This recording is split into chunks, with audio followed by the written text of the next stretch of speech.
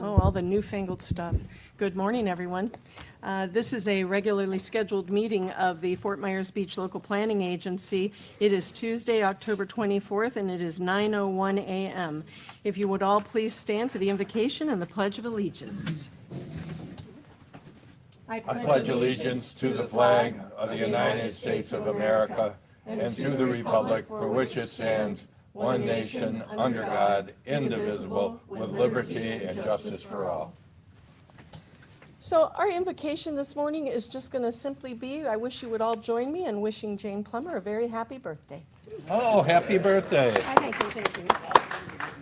She's 27. Yes. So I want to add here. Okay, our first item on the, Amy, did you need something? Just with your next item, I do. Okay, is approval of the final agenda. So We moved. have something to add, please. Something to add. Madam Chair, we forgot to put on the selection of a chair and a vice chair. Reorganization, yeah, I have that on Yep. my list. Okay, so we'll put the re- that the re- after the approval of the minutes? Or before? Yes, you can. And Amy can read from your rules of procedure, the criteria and the responsibilities associated with that item. Ready? When you get to it. Oh, Okay, I think we all know, but Okay. if you want to read it, you just have at it. Okay, so could I have a motion adding the reorganization of chair and vice chair to the agenda after the approval of the minutes? So moved. Thank you, Second. James. Thank you, Don. Any objection to that motion? Motion carries unanimously. The next item is approval of the minutes for the local planning agency meeting of September 9th, 2025. So moved? Second. Any corrections or discussion? All in favor, say aye. Aye. Okay, and now we'll go on to the reorganization. Go ahead, Amy. okay. And just for the record, Doug Ekman has asked for an excused absence. Oh, may I have a motion, please, to accept Mr. Ekman's request for an excused absence? So moved. Second. Thank you, Don, and thank you, Jane. Any objection? Okay, Okay. Per your policies and procedures, the election of officers annually at the first meeting of the local planning agency after expired member positions have been filled by the town council, a chair and vice chair will be chosen. An LPA member may nominate a person for each of these positions or state their own interest in service as chair or vice chair. Once all nominations are received, the LPA will vote in the same manner as the town council votes for appointments to committees, boards, and commissions. If nominated, the LPA member shall accept the nomination on the record. If a nominated LPA member is not present, acceptance of the nomination and a vote on all nominations shall be taken at the next LPA meeting. thank you, Amy. You're welcome. I nominate Anita as chair. I second. Thank you all very much. Thank you very much. Do we vote each time, on both at the same time? So we Are don't there any have, other nominations? That's it. we don't have ballots, but it is important that the public know what your vote is. So can you just, we'll take it one at a time and do a roll call. Jim? This is voting for chair? Chair. Okay. Jim? Aye. John? Aye. Jane? Aye. Don? Aye. Jim? Aye. Aye. Yay. Thank you all. Okay, the vote is unanimous. Okay, I nominate Jane as vice chair. Second. there's a nomination and a second. Any other nominations? Your vote, Jim? Aye. John? Aye. Don? Aye. Jim? Aye. Jane? Aye. Okay, everything stays the same. Thank you all. Okay, next item on our agenda is our several public hearings. The first one is ordinance. I'll read the ordinance title, Nancy, and then you can say your things. Ordinance 25-21 CPA. Public comment. Public comment. There I am. Is there any public comment? Anybody? None. Ordinance 2521 CPA 20250-188 for 1668 I Street. This is for the beach bar signage. An ordinance of the Town Council of Fort Myers Beach, Florida, approving with conditions, or denying an amendment to the Commercial Plan Development, CPD zoning, previously approved by Ordinance 24-18 for the parcel located at 1668 I Street, generally identified as strap number 194624 W40070B 0110, Fort Myers Beach, to include a deviation for additional signage, providing for other clarifications as necessary, providing for conflicts of law, Scrivener's error, severability, and providing for an effective date. And the ordinance has been attached. It was part of our updated agenda. Nancy? Thank you, Madam Chair. You're welcome. So the title of the proposed ordinance that was read is for a PD amendment. We do have another PD amendment on today's agenda, as well as a development agreement, a variance, and a special exception. All of these land use items are quasi-judicial in nature, as been determined by Florida law.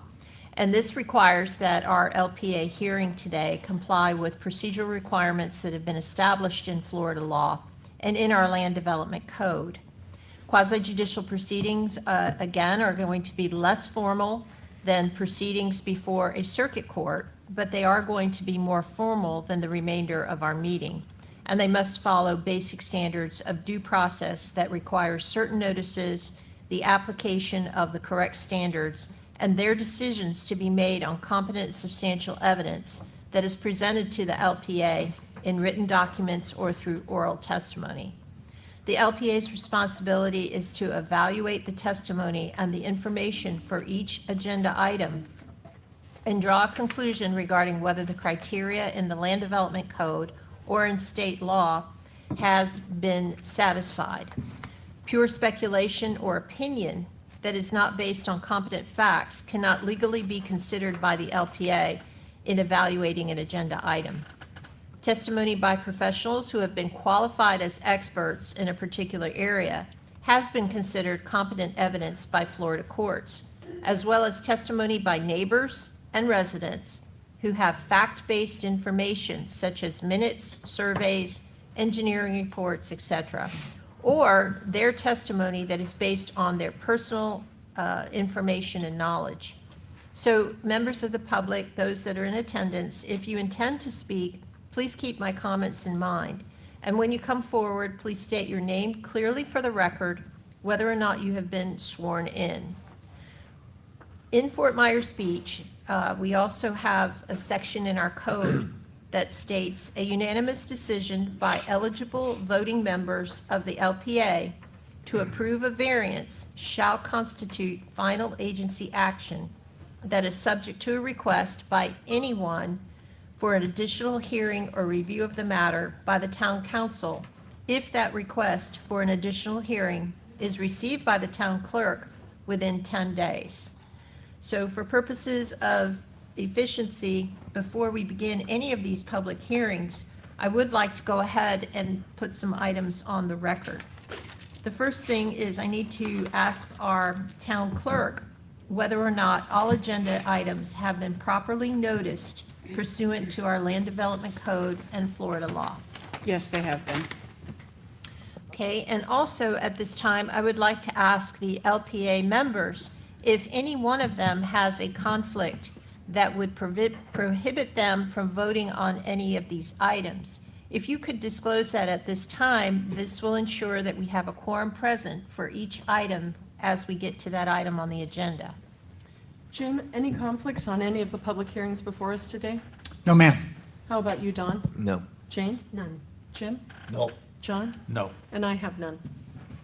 Okay, and at this time, if there is anyone in the audience who, including the applicant, property owner, and staff, who intend to provide testimony today to the LPA, if you would please stand, raise your right hand, and be sworn in by the town clerk.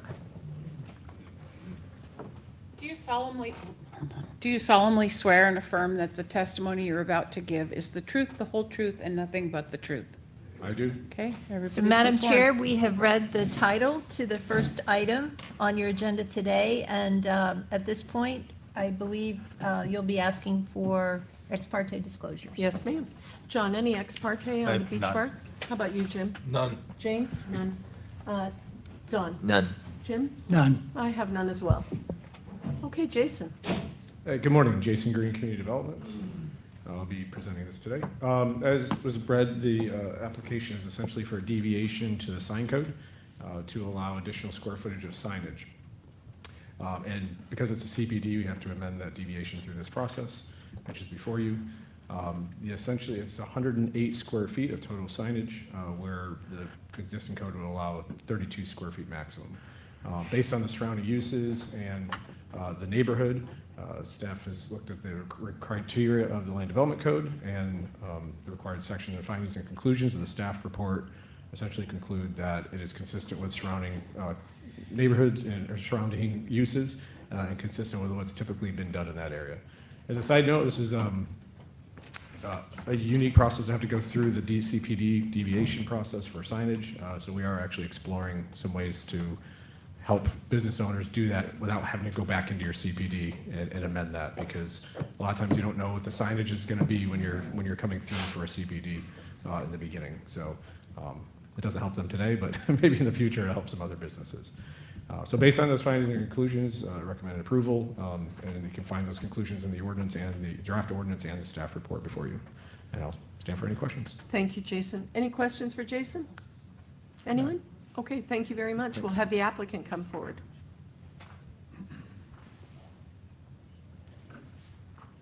So you want this one? Yeah, you can have this one. Either one. I'll get out of your way.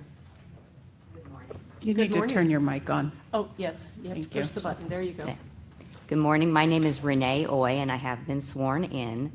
I am here on behalf of the owner, but I work with the Sign Permits Plus, who is a company who has been contracted to represent them at this meeting. The Beach Bar is asking for an amendment to their PD to allow for additional signage. It is not to have one larger sign on their building. It is to allow for a sign on the front of the building, one on the side, and one on the rear. The reason they're asking for the 3 signs is because their situation is quite unique, or in that they have a pedestrian pathway from the beach, they have access from I Street, and in order to get there, you have to turn off of Estero Boulevard. So they have multiple ways for people to get there. They need multiple ways for people to identify the building. Right now, with the existing sign that has been legally permitted on the front, if you were approaching from the beach, you couldn't tell, where the business was. The same is true on the side if you're traveling down Estero Boulevard, and I get my east, west, and south, but if we're traveling and you see them on the right, there's a palm tree that kind of obstructs the front sign a little bit. So that sign on the side is very important for business, or for people who are going to navigate that turnoff at Estero Boulevard to be able to get there. Today, I asked my husband hey, what was that? Can we make a turn? He said, I'm not turning on Estero Boulevard.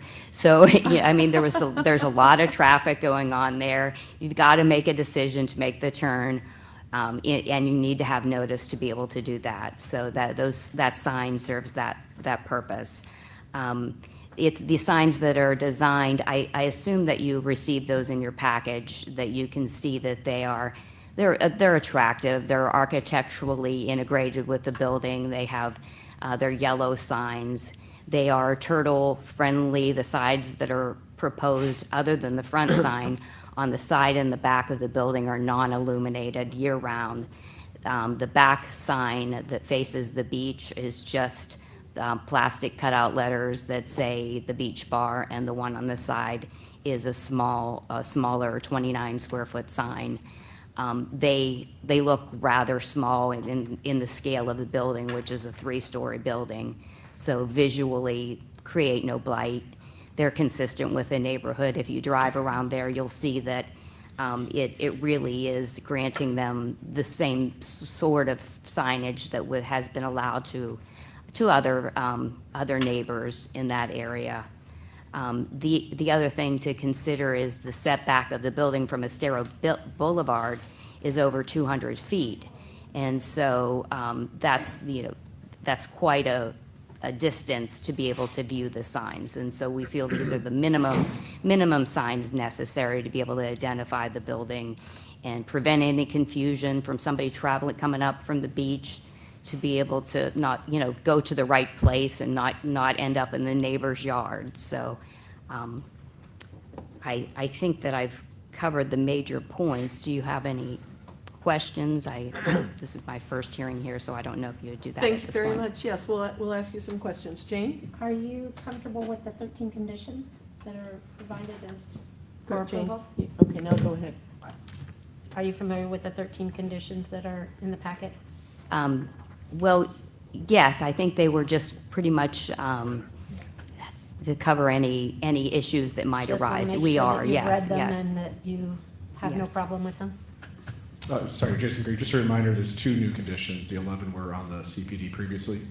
So there's 2 in the packet that should be underlined in the staff report that are the additional related to the signage. They are. Yes. So the other 11 have already been Approved? Okay. approved and gone through the whole process. Okay.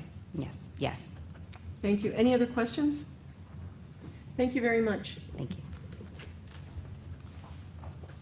Is there any public comment on this particular case, which is additional signage for the beach bar? Hearing none, the public comment is closed. Any further questions or comments for the staff or the applicant? Madam Chair, did staff want to make any comments about this particular application on the record? They did at the beginning. Do you have anything else, Jason? Just the findings and conclusions that it's consistent with the Comp Plan Land Development Code.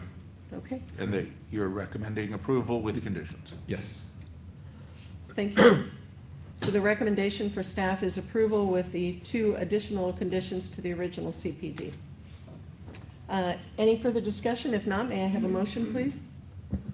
I make a motion to approve ordinance 25-21, CPA 20-250-188, 1688 I Street, beach bar signage. 1668. 68. 1668. Yeah. Second. Okay. Could we add to that, finding it consistent with the comprehensive plan of the land development code and including all the conditions in the packet? Yes. Yes. Okay. Any discussion on the motion? Hearing no discussion, your vote, Jim? Yes. Don? Yes. John? Aye. Jane? Yes. Jim? Aye. Aye. Motion carries unanimously. Thank you very much. I have gotten to know Madeline and Greg Boyd very much over the past year, and lovely people. I think we're lucky to have them in our town. We really do. Very nice people. Okay, the next case is ordinance 25-22, CPD 202-50201, 125, 131 through 151 School Street, and 2661 1681 Estero Boulevard, the cottages at Myerside. An ordinance of the Town of Fort Myers Beach, Florida, approving with conditions or denying an amendment to the Commercial Plan Development CPD zoning, previously approved by ordinance 2415, for the parcel located for the property located at 125, 131, 151 School Street, and 2661, 2681 Estero Boulevard, Fort Myers Beach, generally identified as strap numbers 194624W30020C 0230, 194624W30020C 0270, and 194624W30020C 0290 in Fort Myers Beach, providing for revisions to schedule of uses to include outdoor consumption on premises as a use associated with the hotel and restaurant use, and other clarifications as necessary, providing for conflict of law, scrivener's errors, and providing for an effective date. The ordinance is attached to our amended application. Ex parte, Jim. None. Don? None. Jane? Oh, Jim? None. John? I briefly spoke with Beverly Milligan at the Charter Review Committee meeting. Okay, Jason. Jason Green, Community Development. Consumption on premise, outdoor, our land development code, normally, excuse me, let's start back up. This CPD already has hotel lodging uses. Those uses do allow consumption on premise. However, the land development code differentiates consumption outdoors as being a use that either needs a special exception, or in this case, if you have a CPD zoning district, then a revision to that CPD zoning district. So this essentially adds that use and allows for the consumption of premise outdoors within distances from residences, churches, other types of uses. Wait, can you back up on yes. that? So you're saying they currently have consumption on premises, it just has to be inside? Yeah, so in the code, it recognizes hotels, lodging, that sort of thing as being a use that you can have consumption on premise as part of that. It's the outdoor and proximity to uses such as residential uses that requires the public hearing.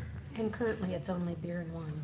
Well, I think that's more of a clarification as well, because I spoke with someone just this morning, and that clarification was not terribly clear in the presentation, that currently they have beer and wine service at their restaurant and in their hotel, and this would add additional alcohol service. The outdoor part of it, correct. So restaurants and lodging services are allowed to have the consumption on premise component to them by right, as long as it's a restaurant or a hotel. All It consumption doesn't account for outdoor areas that are proximity to But residential. all consumption or just beer It and wine? doesn't recognize the beer, wine, and liquor. Our code doesn't recognize that. Okay. For a restaurant only. Yeah, my understanding is the state restaurant, Yeah.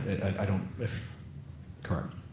We recognize the 51% rule, which the state recognizes if it's a restaurant and you're doing majority food service, or if you're lodging, then you can have consumption on premise. Once you switch to a greater percentage of alcohol, then you become a bar. Yeah.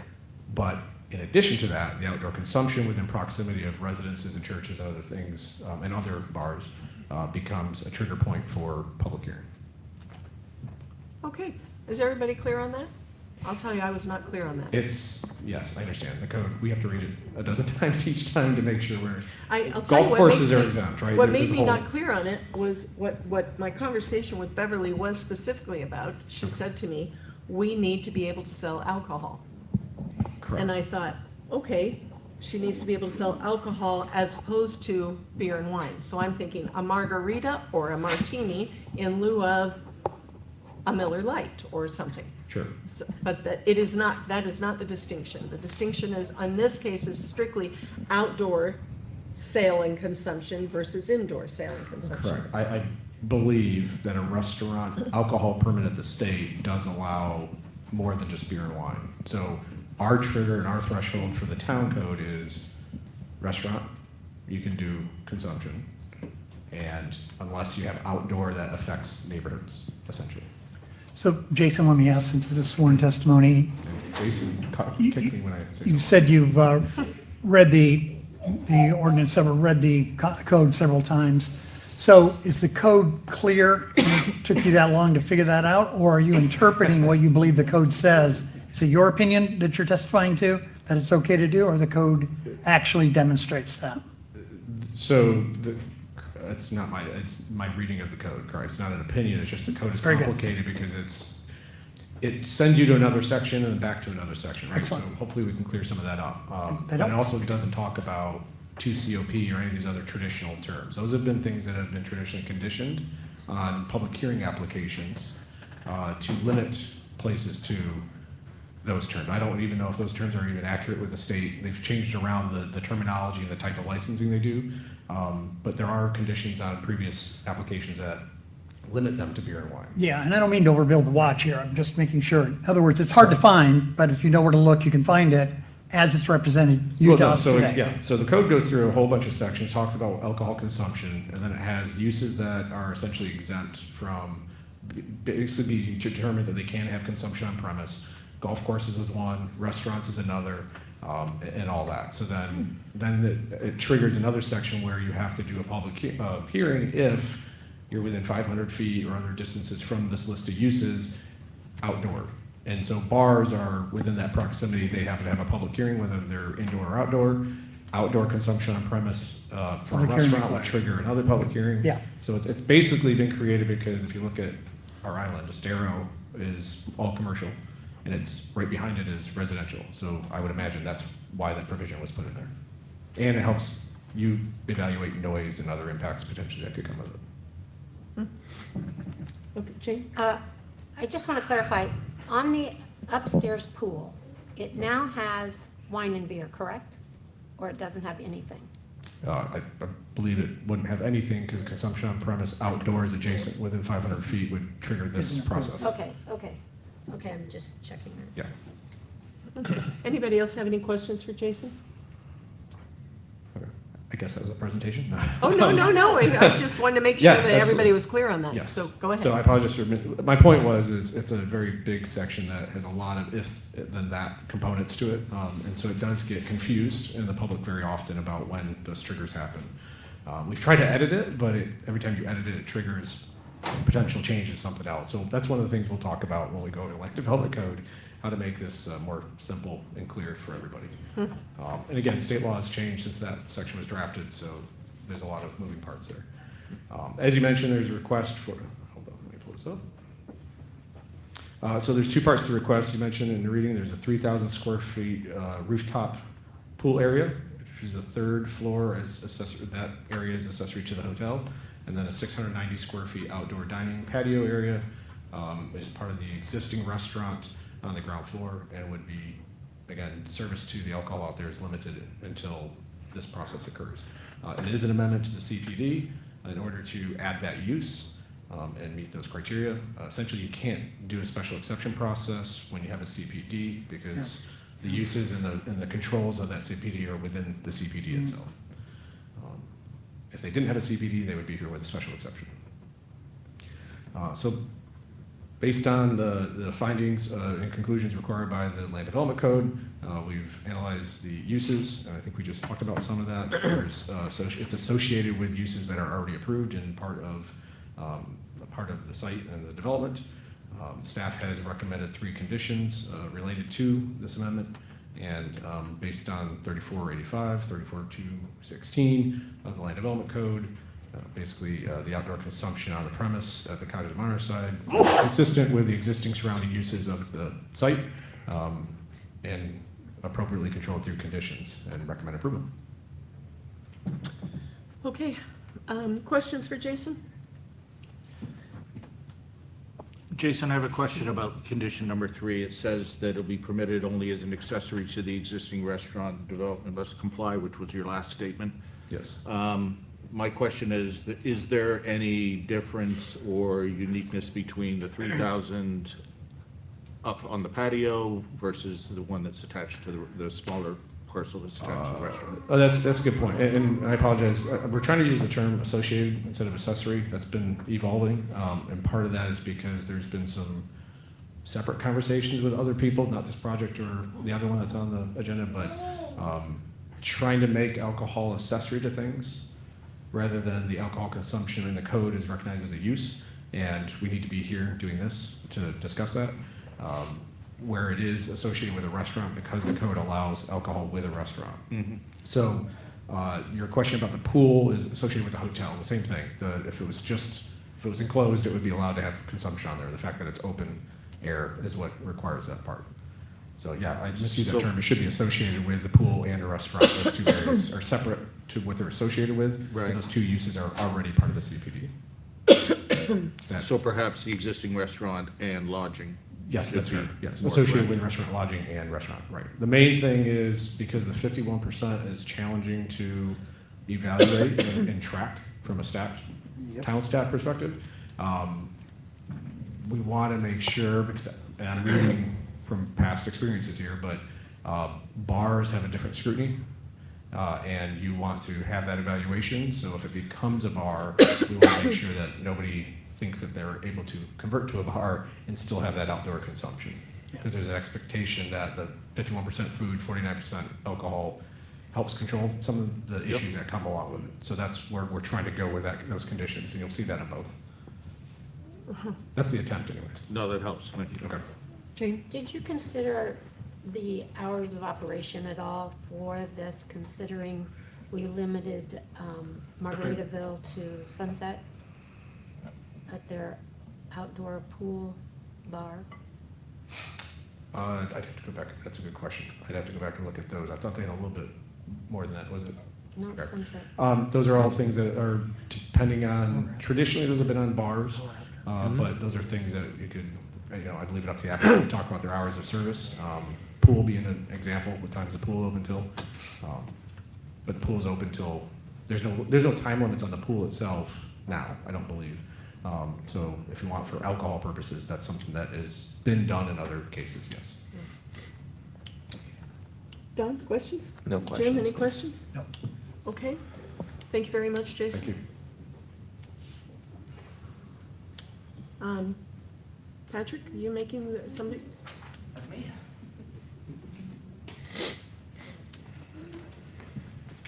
Good morning. Morning. All right. So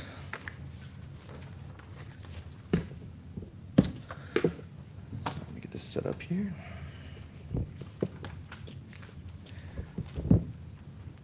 Okay. All right. Good morning, Chair, members of the local planning agency. For the record, Keith Long, attorney with Long Law, here on behalf of the applicant Cottages at Myerside LLC, the property owner of the site, the subject site located at 125 and 131 through 151 School Street and 2661 through 2681 Estero Boulevard. We're here this morning to request an amendment to the CPD under the previously approved ordinance 24-15 to amend the schedule of uses to add outdoor consumption on premises. And I understand you all have quite a few questions regarding the beverage part of that, and I believe I'm qualified to answer those questions, but I would prefer to get into the specifics afterwards so I can address those more particularly. Let's see here. Just an overview of the site, which I'm sure you're all familiar with, bordering Estero Boulevard and School Street. Just a little bit of background about how we got here. Jason had intimated. We're here today with a very limited amendment to the commercial plan development that was approved last year under Ordinance 24-15. The original CPD allowed for mixed-use project with the lodging units, live-work units, commercial space, which included the restaurant with the bar area. However, just a technical omission, the outdoor consumption on premises, which I'll sometimes refer to as COP, was not expressly included in the approved schedule of uses, and so we're here before you today. So again, the amendment before you today doesn't change the intensity, height, design, or layout. We're not touching any other parts of the previously approved CPD. We're here just for the limited purposes of the outdoor consumption on premises. So again, the request before you today adds that outdoor consumption on premises as an accessory use to the previously approved restaurant and hotel, so that the alcoholic beverages may be served outdoors in conjunction with the previously approved indoors. And so in those two particular areas, we have the ground floor dining patio, which just comes right off of the restaurant, roughly 700 square feet, 690 square feet. And then again, on the rooftop pool and lounge area, which is roughly 3,000 square feet, and is amenity for the hotel guests. The idea is that the restaurant would service the outdoor patio as well as provide food and beverage to the rooftop, with both uses operating between the hours, which is in the packet of 8 a.m. to 10 p.m. daily. And then just an overview of the areas that we're talking about here, not a particularly pretty set of plans, but it's just to, again, I outline on the left-hand side, you have the highlighted portion, which is the ground level patio that comes off of the restaurant, and then on the right-hand side is the floor plan of the rooftop pool area that's subject to this request as well. Real briefly, getting into the consistency with the land development code, under your land development code in section 34-1264, the sale or service of alcoholic beverages for on-premise consumption requires approval by the town. This application does comply fully with the standards that are outlined in that section. Most notably, again, referring to the restaurant, it's going to operate under what's now termed at the state level as a 4COP SFS license, which is a special food service license. And again, that means that the food service is the primary use, and the alcohol may only be served in conjunction with the service of full course meals. So another one being the outdoor service areas that are going to be carefully managed to minimize noise, lighting spillover, and any potential disturbances to the surrounding properties. Lastly, there's going to be no conflicts with the locational standards as is outlined in the staff report. The site does exceed the required separation distances from schools, churches, parks, and residential dwellings. As far as the comp plan is concerned, the property is surrounded on 3 sides by institutional and recreational uses. We have the Bay Oaks Recreation Center, public library, and the elementary school with no adjacent residences within that buffer. The amendment is compatible with the surrounding area and supports the intent of the Boulevard Future Land Use category, which does encourage that mixed-use walkable redevelopment along Estero Boulevard. The project enhances the Fort Myers Beach's hospitality offerings and aligns with the town's post-recovery economic goals without adding any additional density or intensity beyond what's already been approved on the existing CPD. Staff's report on recommendation, the town planning staff did conduct a full review under the LDC sections that are applicable and found that this amendment meets all the required findings for a plan development amendment. Staff's report recommends approval with the conditions, which include that the previous CPD conditions remain in effect, the outdoor consumption on premises limited to the restaurant, hotel, accessory uses, which we covered, and I'd also be happy to elaborate further, and that the operations comply with your land development code, section 34-1264, subsection K, which again goes into the specifics as far as the license type. We certainly agree with the recommendations of approval, and we would accept all of the conditions as presented. And in summary, it's a minor and straightforward amendment as far as we see it that corrects a technical omission and brings the project into full compliance with the LDC, preserves all previously approved conditions, and enhances the guest and dining experience in a responsible and productive way. So with that, on behalf of the applicant, we would respectfully request your recommendation of approval to the town council. Thank you for your consideration. I'll stand by Thank for you, Mr. questions. Long. Let's see if you've got any questions here. Jim, any questions? No, none here. How about you, Don? No questions. Jane? Yes. One, is the pool open to the public? I'm sorry, ma'am, what was that? Is the pool open to the public? It's at this point in time, the idea is that it would be open to the public, yes, ma'am. Okay, and, when we were at the hearing, when was that? June 24. June CPD 24? original. Mm-hmm, yeah, June 14th. They indicated that they were ready, willing, and able to start shortly. Do they plan to build this, or is this going to be for sale? It's my understanding they're very ready to do it. I actually have been under a good amount of pressure to get this thing through the pipeline so that they can begin. We're waiting on some planners and architects, et cetera, that are waiting for this particular approval to make sure that they have the full scope that they can put into the design plans. Do you have any indication of timing at all on this? I wouldn't be able to, and that's not being evasive. I'm just here I'm the alcohol I know, guy. I'm just, Oh, no, I understand you. Waiting on the Certainly. architects, all I heard. Oh, yeah, well, it's easy to blame the other guys, right? But the architects are waiting on me to hopefully get your recommendation. Chicken or? That's what I've been There we told. go. Albert. Anything else, Jane? No. Jim? Would the applicant be agreeable to a condition that the alcohol would be limited to the hours of 8 a.m. to 10 p.m.? That's what it is. The proposed condition, you I mean? mean, you put it in your presentation, but it's not in the condition. Oh, I understand. Yeah. So we Certainly, could that was add the that as a intent. condition and the If that was your applicant desire, and that's what it took to get it over the finish line, certainly, that we wouldn't be opposed to that. Thank you, Jim. Anything, John? One is just a point of clarification or confirmation. It's on School Street. We all see it as being very close to the school, but it actually does exceed the required distance from the school. That's the statement that's in there. Just Yes, want sir. to confirm that. Yeah, and that's also in the staff report as well. Yeah, I did see that. I just wanted to make sure that it was clear. Certainly. I was under the impression reading, and I'd have to go back and find exactly where I found it, that the upper patio was going to be for registered guests. I was quite surprised at the response to Jane's question that it was open to the public. Yeah, so it wouldn't be a free-for-all, so to speak. And again, I can't speak specifically to the technical aspects, but I would imagine that to some degree, when I say available to the public, the public would be able to access it potentially via like some sort of day pass or something like that. I don't imagine that it's going to be sort of a public's pool, so to speak. I have a concern But about would you that. be open, would the applicant be open to restricting that pool deck access to registered guests? I couldn't speak on that at this point, unfortunately. I don't know enough about the technical aspects of the operation to that degree. Okay. As far as I know, we're just here to talk about the consumption on premise, and I certainly respect and appreciate the question. But I don't want to bind the applicant to something that frankly I'm not intimately familiar with. Understood. So if I can jump in, that could be a recommendation from the LPA that could be resolved at the first reading or the Certainly. second reading of the ordinance.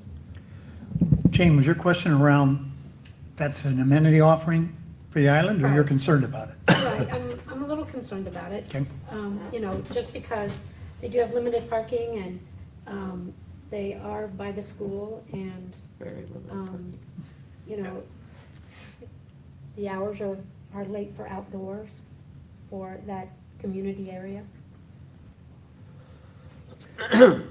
If I could, yeah, I certainly understand with regards to the distance and the proximity. Again, the staff report and its semantics, right? It's just outside of the distance buffer. It's certainly within eyeshot. And so the idea here, and I guess to get back without taking too much of your time, but I know you had asked a couple questions. It's an ancillary use, an accessory use, what have you. The requirements that are codified in your code are actually a copy of the state statutes that the applicant is required under the license that we're seeking to abide by. And so the most important part of that is that it is a restaurant first. And so you have to sell in excess of 51% or more gross sales from food and non-alcoholic beverages at all times. And so there's no switching back and forth. And the idea there being that this is, to Mr. Green's point, not a bar. So when we talk about the hours and the proximity, I just want to make sure that that's specific because this isn't a bar use. There's not going to be, it can't be a situation where they're selling more alcohol and then you run into a situation where the crowds are a little more rowdy and what have you. And that's state statute. I know you guys have it in your code. It's difficult for you guys to audit it, so to speak, but the state does audit the books of the owner, and it's a requisite in order to obtain the license. And so there's no point. Mr. Green? Yeah, so can I just, on that line of thought that you just mentioned, Jason Green Community Development, can you confirm that that means that the pool area service is tied to the restaurant and they're under the same? 100%. Yeah, it has to be. Yes, It has sir. to be, okay. Under the same It operator. won't ever be a separate licensed entity at the pool versus the restaurant? No, sir, they wouldn't be able to obtain a license. In fact, then they'd have to go for the quota license that would not be subject to food sales. And on top of being $500,000, it's subject to a higher sense of scrutiny under your code.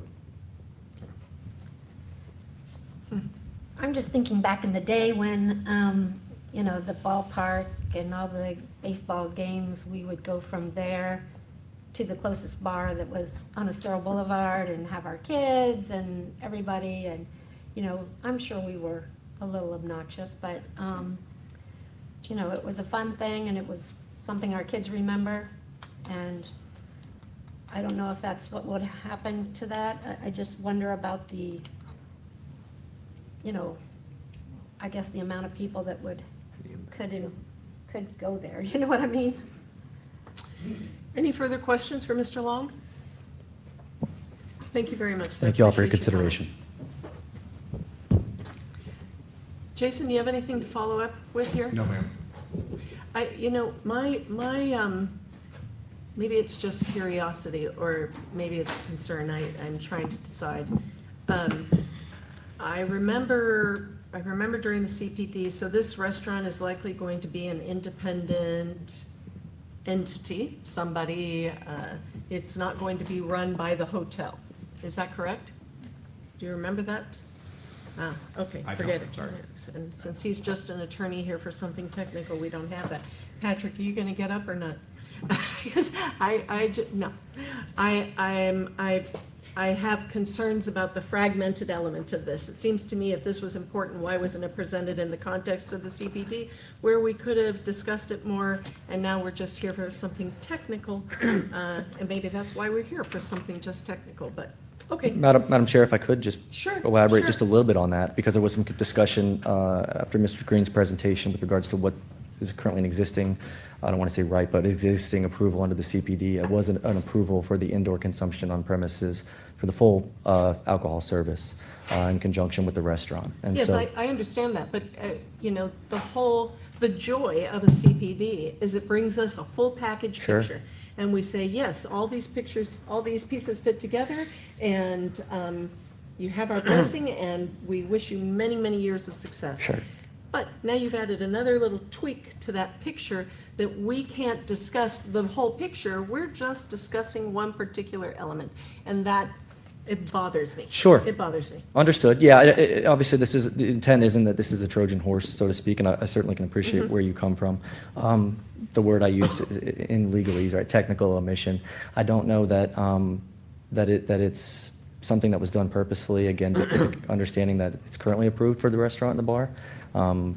Being where we are and situated in the beautiful town of Fort Myers Beach, an outdoor element to almost any It's a very offering important is element of every certainly- business on this island, which certainly. makes me question, why wasn't it asked for? I'm to not begin sure with? that there was a understanding of the distinction to be able to require the outdoors and the indoors. As we, I think there was a clear understanding. I mean, everybody understands this. But you know what? Neither here nor there. sure, I appreciate your comments. Thank you all. It's a little glitch for me, that's all. understood. Okay, any other questions for the applicant or for the staff? Thank you both very much. Is there any public comment on this case? Would anybody like to speak? All right, the public comment is closed. LPA members, any discussion? Is there a motion? Anybody? I have discussion. Okay, go ahead, Jane. I guess because I can't remember, and we don't have the facts or anyone that can answer the question as to whether the bar or the pool was for the guests only, I would like to put that in as a condition, and then they can bring that to the council to remedy whether that was private for the or for the hotel guests or not. I mean, that's the reason I brought it up. I would support that, number one. I don't think it needs to be firmly a condition. I think it's open for discussion, further Right. exploration. I agree with that, too. clarification. Yeah. My concern about this is that it is being provided as an integrated package over a restaurant, which I understand that technically that's allowed. My concern is that it becomes a pool bar, whether or not it can be audited correctly or not, if it's open to outside guests. I honestly would have absolutely zero issue if this was registered guests and their guests perhaps even, but, Yeah, I that, mean, they those are should be my able to bring comments. their own guests, yes. Well, I'd reiterate that because when this first came up, there was a lengthy discussion about parking. Yes. And bringing in additional people. It's a small pool area already. There's already going to be 33 rooms that there really doesn't appear to be much There's no parking. additional space for outside guests, so. And the restaurant I will would- bring yeah. people. No, I'm talking about the pool. Right, yeah. So I would support restricting it to guests as well. Don? Yeah, I wouldn't disagree. I just, I guess I always think about property rights, and what are we restricting and why? And, it looks like there's tables up there for about, 15 or so people, and, so I hear you, and I don't disagree. I just don't know that I don't know that the town can enforce it, right? Like, even if you say No it's way. for private use only, it's like, you leave a stairwell open and people go up there for sunset. It's clearly a sunset deck. Yeah. So I think what really will happen is that, Well, what I was just saying is, I would like to put it in with the emphasis that if the pool area was limited in the CPD to guests only, then I think it should remain guests only. If in the CPD it said everybody and their brother can come over and swim, then Yeah. that's all great. I think it does give you But if the it's ability to silent, enforce. though? What, But- not If silent? it's silent. Well, if you that's put the it in there, problem. though, you can enforce it, right? If it Right. becomes a problem, you can enforce it. So, good Right. point. Yep. Right. Jim? Yeah, I understand the concerns and the dialogue, but the practical application, if you're running a restaurant, even Anita, by your own admission, and maybe a third-party operator, public's gonna come to the restaurant, they certainly hope, so that there's 3 turnovers a day in that restaurant to make the business model work. And from that public in there, they're going to gravitate out, sit at one of the chairs, watch the sunset, and have a drink. So I think it's noble that we're raising concerns. That's our role and responsibility. I think it's unenforceable in a practical application, because who do you call, Ghostbusters, to come get that non-guest member out? So I think we have to be honest and transparent about the enforceability. I like the recommendation around bringing it back as a conversation to council and see how they would at least control the, after the game, Jane Plummer noisemakers that would come by and have some fun there. But in the end, I'm ready to make a motion for approval. That would be acceptable. Okay. So I approve ordinance, make a recommendation for approval for ordinance 25-22 CBD 2025-0201. Further identified as 125, 131 to 151 School Street and 2661 to 1681 Estero Boulevard, with the conditions that staff has recommended, and the additional request the applicant bring a conversation around public access or restrictions to the pool and bar area, subsequent to our conversation today. And then it meets all of. And it meets all the conditions as recommended by staff and the comprehensive plan. Just so I'm clear, it's the pool bar area. In other It words, is. the rooftop, restaurant. not the restaurant, because the restaurant does have an outside And seating area. there's the distinction with the Right. difference in my mind that's completely unenforceable. So, but you've got my motion. Completely. Second. There's a motion and a second. Is there discussion on this? John? Nothing? I'm just gonna say, with the planner sitting in the room who brought this to us, I would have liked to have had some further discussion about what's the mechanism for this? And I think going forward, when a case like this comes forward, that we're amending a CPD that has not even broken ground yet, I'd like to talk about how it integrates, and I think it does. I understand that the technicality is this is an amendment, and that's why you've got the lawyer here, and it's technical and whatever, but the implication is to the whole CPD, and I think we do a disservice to Fort Myers Beach not to discuss it in a holistic manner. But maybe I'm making a mountain out of a molehill. That is my opinion on this. So, any other go ahead, Jim. Yeah, I'd like to add a second condition, which would actually be the fifth condition, and along with the staff three, that the consumption and serving of alcohol would be limited from 8 a.m. to 10 p.m. daily. That's right, So this is amended. not in there. Thank you, Jim. Second. Good And reminder, Thank you, Jim. Don. Okay, so we've added a fifth condition. Any further discussion or any other discussion on the motion? Hearing none, your motion, Jim? Aye. Don? Aye. Jane? Aye. Jim? Aye. John? Aye. Aye. Motion carries unanimously. Thank you very much. The next case is. Wait a second. Since this carried unanimously, does it go to council? Yes. Yes, No. okay, just wanted to check. It's Okay. it's an amendment. Okay, thank you. The next item is ordinance 2519, which is a development agreement, DA 20250-186 for 50 Old San Carlos Boulevard. This is the old Kilwins in Times Square. An ordinance of the town of Fort Myers Beach, Florida, approving or denying a home rule development agreement for the property located at 50 Old San Carlos Boulevard, Fort Myers Beach, Florida. Strap number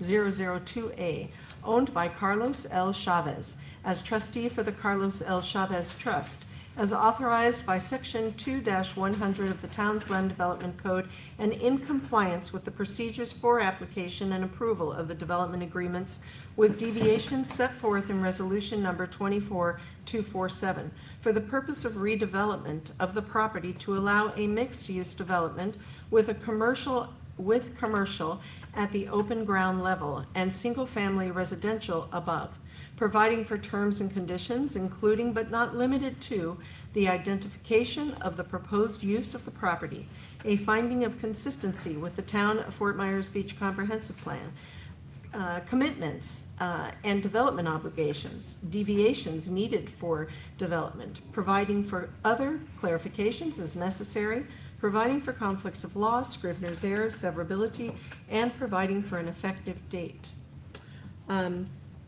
Ex parte, Mr. McLean. None. How about you, Jim? None. Jane? None. Don? None. Jim? None. I have had conversation with Mr. Chavez, who I know personally, and to kind of brief overview from Patrick a little bit, not too much.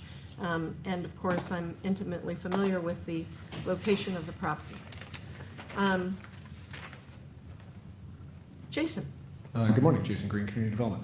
Yes, this is a developer's agreement, so it's a little bit different than some of these other applications we've been dealing with. The request is to build back a mixed-use commercial development at that location you mentioned. The site is, it looks like 1,119 square feet, so it's a very small parcel there, but it is about 100 feet from the pier location. There's deviation requests included in this application. 3 of them I'll go over. The rear setback, a deviation from 34-674B1A1 to allow a 0-foot rear setback from the 10-foot standard setback. Floor area ratio, deviation from 34-675C1 to increase FAR from 1.8 to 2.5. The 1.8 is the limiting factor in the downtown zoning district. 2.5 is the limiting factor in the pedestrian commercial future land use category. And I'll go over that some more in a second if you want. And then the third deviation is edge plantings, deviation from LDC section 10-416B to waive, to have a 0 edge planting. It says waive, but it's really go from whatever the required plantings are to 0 at the edge. And again, that's because it's a full footprint of the parcel is the proposed building. The use on the bottom floor is proposed to be retail, essentially, ice cream shop and such. And it would be a potentially mobile vending with the option to enclose the bottom floor if it's consistent with future amendments to the future to the flood maps. And then the upper levels would be a residential. The site design, I'm sure the applicant's going to cover all that, but it includes some balconies and overhangs related to the build-to line and the right-of-way that's adjacent to them. And in your development agreement draft, there's discussions about those deviations and the subjects, what they're subject to.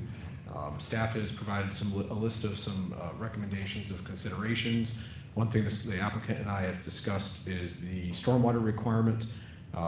It's a little bit tricky with the redevelopment Times Square because it's hard for these small parcels to provide on-site stormwater or overly expensive potentially for that. There's also potentially some exemptions or limitations that are going to be allowed because there was existing development. So what I told Patrick is we just bring that open for discussion. The code does have certain requirements, even if they're exempt from all stormwater management requirements of the state, or excuse me, of the water management district, such as gutter systems and capturing runoff from the roof and such, especially with the 0 setback. It was something that we want to make sure that they have to abide by those other regulations. They're not just exempt from everything else. The overall stormwater, I think, is to be determined because of Times Square, essentially. And there's probably more of a unified approach to solve that issue. We did not intend to make it seem like the burden is on them to solve that issue, so we can discuss that further when they come up. Nancy, what am I forgetting with the DA? The findings and recommendations, or findings and conclusions are included with the DA for consistency with the comprehensive plan and the land development code. And that's the application. Do you have any questions about the request? Thank you, Jason. Questions for Jason? None at this time. Jim? Jason, has the staff taken a position or philosophically, how are we approaching residential development in Times Square? I mean, we have this petition here, and it's been reported that there's another building being considered for upper floors of residential, which maybe changes the character of Times Square? I would say not as, no. The short answer is no. I think the challenge with redevelopment Times Square is the flood zones and the requirements now that everything has got to be built new.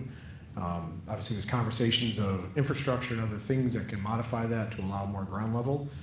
This is an approach to provide ground level retail services, but it's also temporary in nature because it's not a build out, right? But they're also limited what they can do right now. So I think that's more of the character change, honestly, dealing with the flood zones. But no, there's been an opinion on that. It's allowed in downtown to have that mixed use, and while it's not really a mixed-use building, it is a mixed use of the site. If it was enclosed downstairs and you had a ground level, then obviously that's a clear mixed-use building, but it's trying to keep that ground, at this point, this application is trying to keep that ground level experience. Jane? I'm uncomfortable with the mobile vendor as opposed to brick and mortar.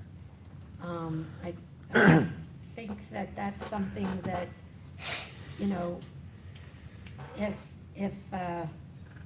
we're not allowing people to have a motor home in their driveway because they own it and Right.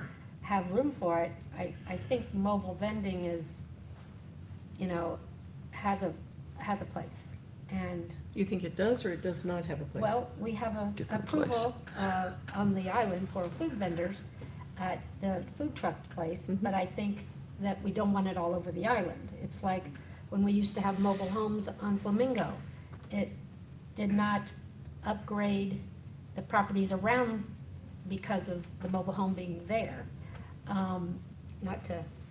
Not to discount the owner of that property, but I'm just saying that if we have sunsetted mobile home living on Fort Myers Beach, I don't think a mobile vendor in the Times Square area is something we want to start. Because everybody will say, oh, that's an inexpensive way, and we can pull it out, and, you know, we won't lose anything. But granted, I mean, that's why you're gonna have second floors. Maybe you should have your kitchen on the second floor and then bring the food down and, you know, just have your seating downstairs, whatever. But to me, I don't like the look. I don't think it'll be what we want. So that's ultimately the question you're faced moving forward with Times Square is the challenges of that, right? Everything has to be elevated under the existing requirements, flood requirements and all that, so. Well, I mean, I think you could have all your seating downstairs and just have Sure. a dumbwaiter that brings the food down.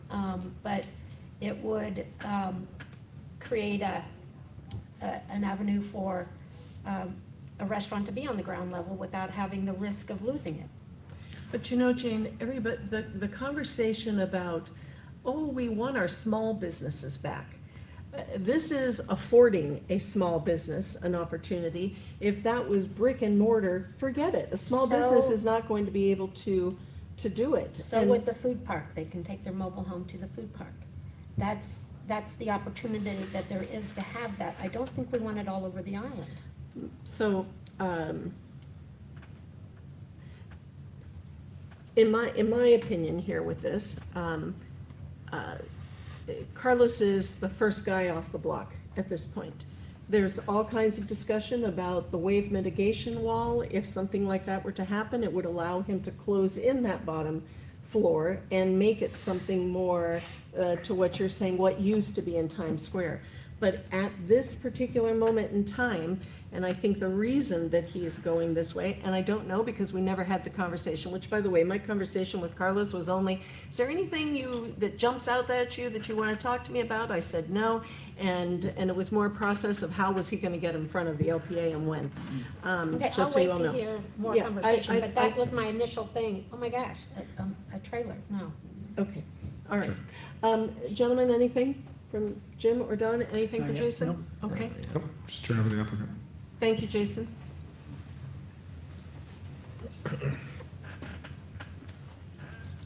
Good morning. Good morning, Patrick. My name is Patrick Vanass. I'm a certified planner with the neighborhood company. Before I get any further, I know you might have a question for me. How are you feeling today, Patrick? Thank you. Well, I will tell you how I feel today. I feel optimistic today. Jane's maybe making me question that, Okay. but I feel optimistic because this is the first development agreement that I'm bringing before you, and that it's truly meeting the intent of what we wanted when we put this together. It's to- meeting the intent of the development It's agreement. to It help is. the little business, the mom and pop, get through the process a little easier and a little quicker and bring those businesses back. So, very enthusiastic about that. Also enthusiastic that Carlos is the first person in Times Square that has really taken FEMA's message seriously. And when the town said, guys, we need to find solutions, we need you to move forward, He's got an application, he is building brick and mortar. He cannot right now enclose and have his business down on the ground because it's a V zone. So Because it's, what? It's a because V it's a zone. V zone. So it's a technical construction impossibility at this point. So I think the best of both worlds, Jane, before we really get into things, is the mobile vending issue on this island, we're gonna have to grapple with that. I think the idea is, what we hear from FEMA is, you need to do it right, you need to permit this, so that's why we're here today. So we are requesting that use, but there's also this idea of, do we want mobile vending all over the place? I think the best case scenario right now with the regulations as they are, is it has to be a hybrid. The mobile vending in this case is tied to a brick and mortar, to a structure that's gonna be very costly to the applicant. So I think Carlos is presenting best case scenario. He is respecting town regulations, FEMA regulations, and trying to bring back the first business in Times Square. So with that said, I choose to be optimistic. Great day today, weather's awesome. Fall's coming up. Well, it feels like a fall day, and we've got the holiday period coming up, so very enthusiastic. So with that being said, I'm going to jump into the presentation. I'm joined today by the applicant owner, Carlos Chavez. Also with me, I've got our attorney, Richard Aiken. Richard will come on at the end of the presentation just to deal with the little technical issues of the development agreement. We've got Albert, who is the architect, and I've got Laura Teff from the neighborhood company here joining me. So, as mentioned by staff, the intent is to rebuild the property. It's the old Kilwins, 50 Old San Carlos. The proposed development is at ground level, commercial retail, mobile vending for an ice cream shop, to be more specific. The actual footprint of the property, it's a tiny postage stamp property. I believe it's the smallest in Times Square, only 1,119 square feet. The commercial retail with this reduced setback would be 1,000 square feet. And then above that would be a private residential unit, 2 stories, and a total of 1,775 square feet. Just to touch upon some of the questions that came up, residential is allowed in the downtown district, and this is a mixed-use project with commercial at the bottom, residential on top. And just to give you my professional planning opinion, I think we had very little residential. I think we may have had 1 residence over one of the shops prior. Ian in Times Square, I think there is a place for residential or lodging.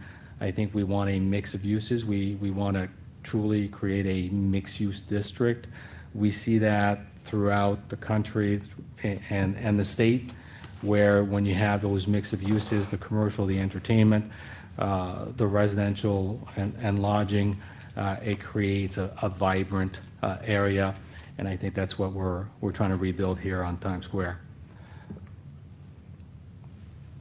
Quickly go through as mentioned, a small lot, about 1,000 square feet. Existing zoning is downtown, and the future land use is pedestrian commercial.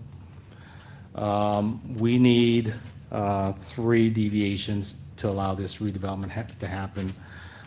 The first one is a rear yard setback, and I'll show you a little aerial of the property. This is the property within the context of the overall Times Square area.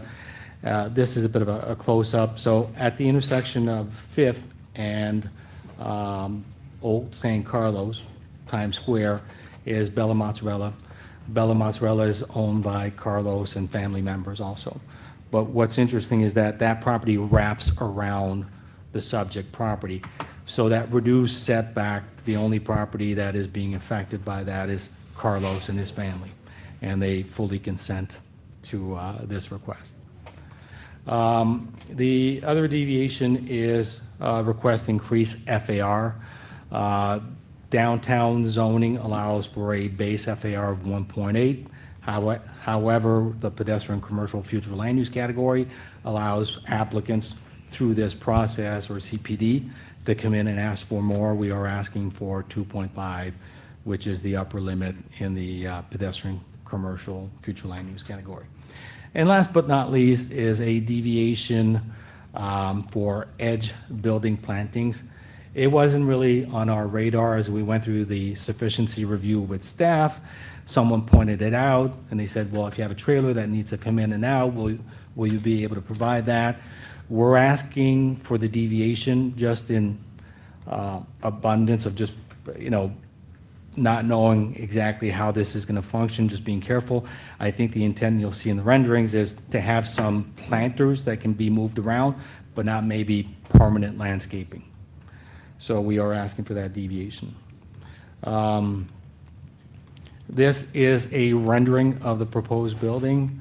As you can see, coastal architecture with siding, with louvers, outside porches.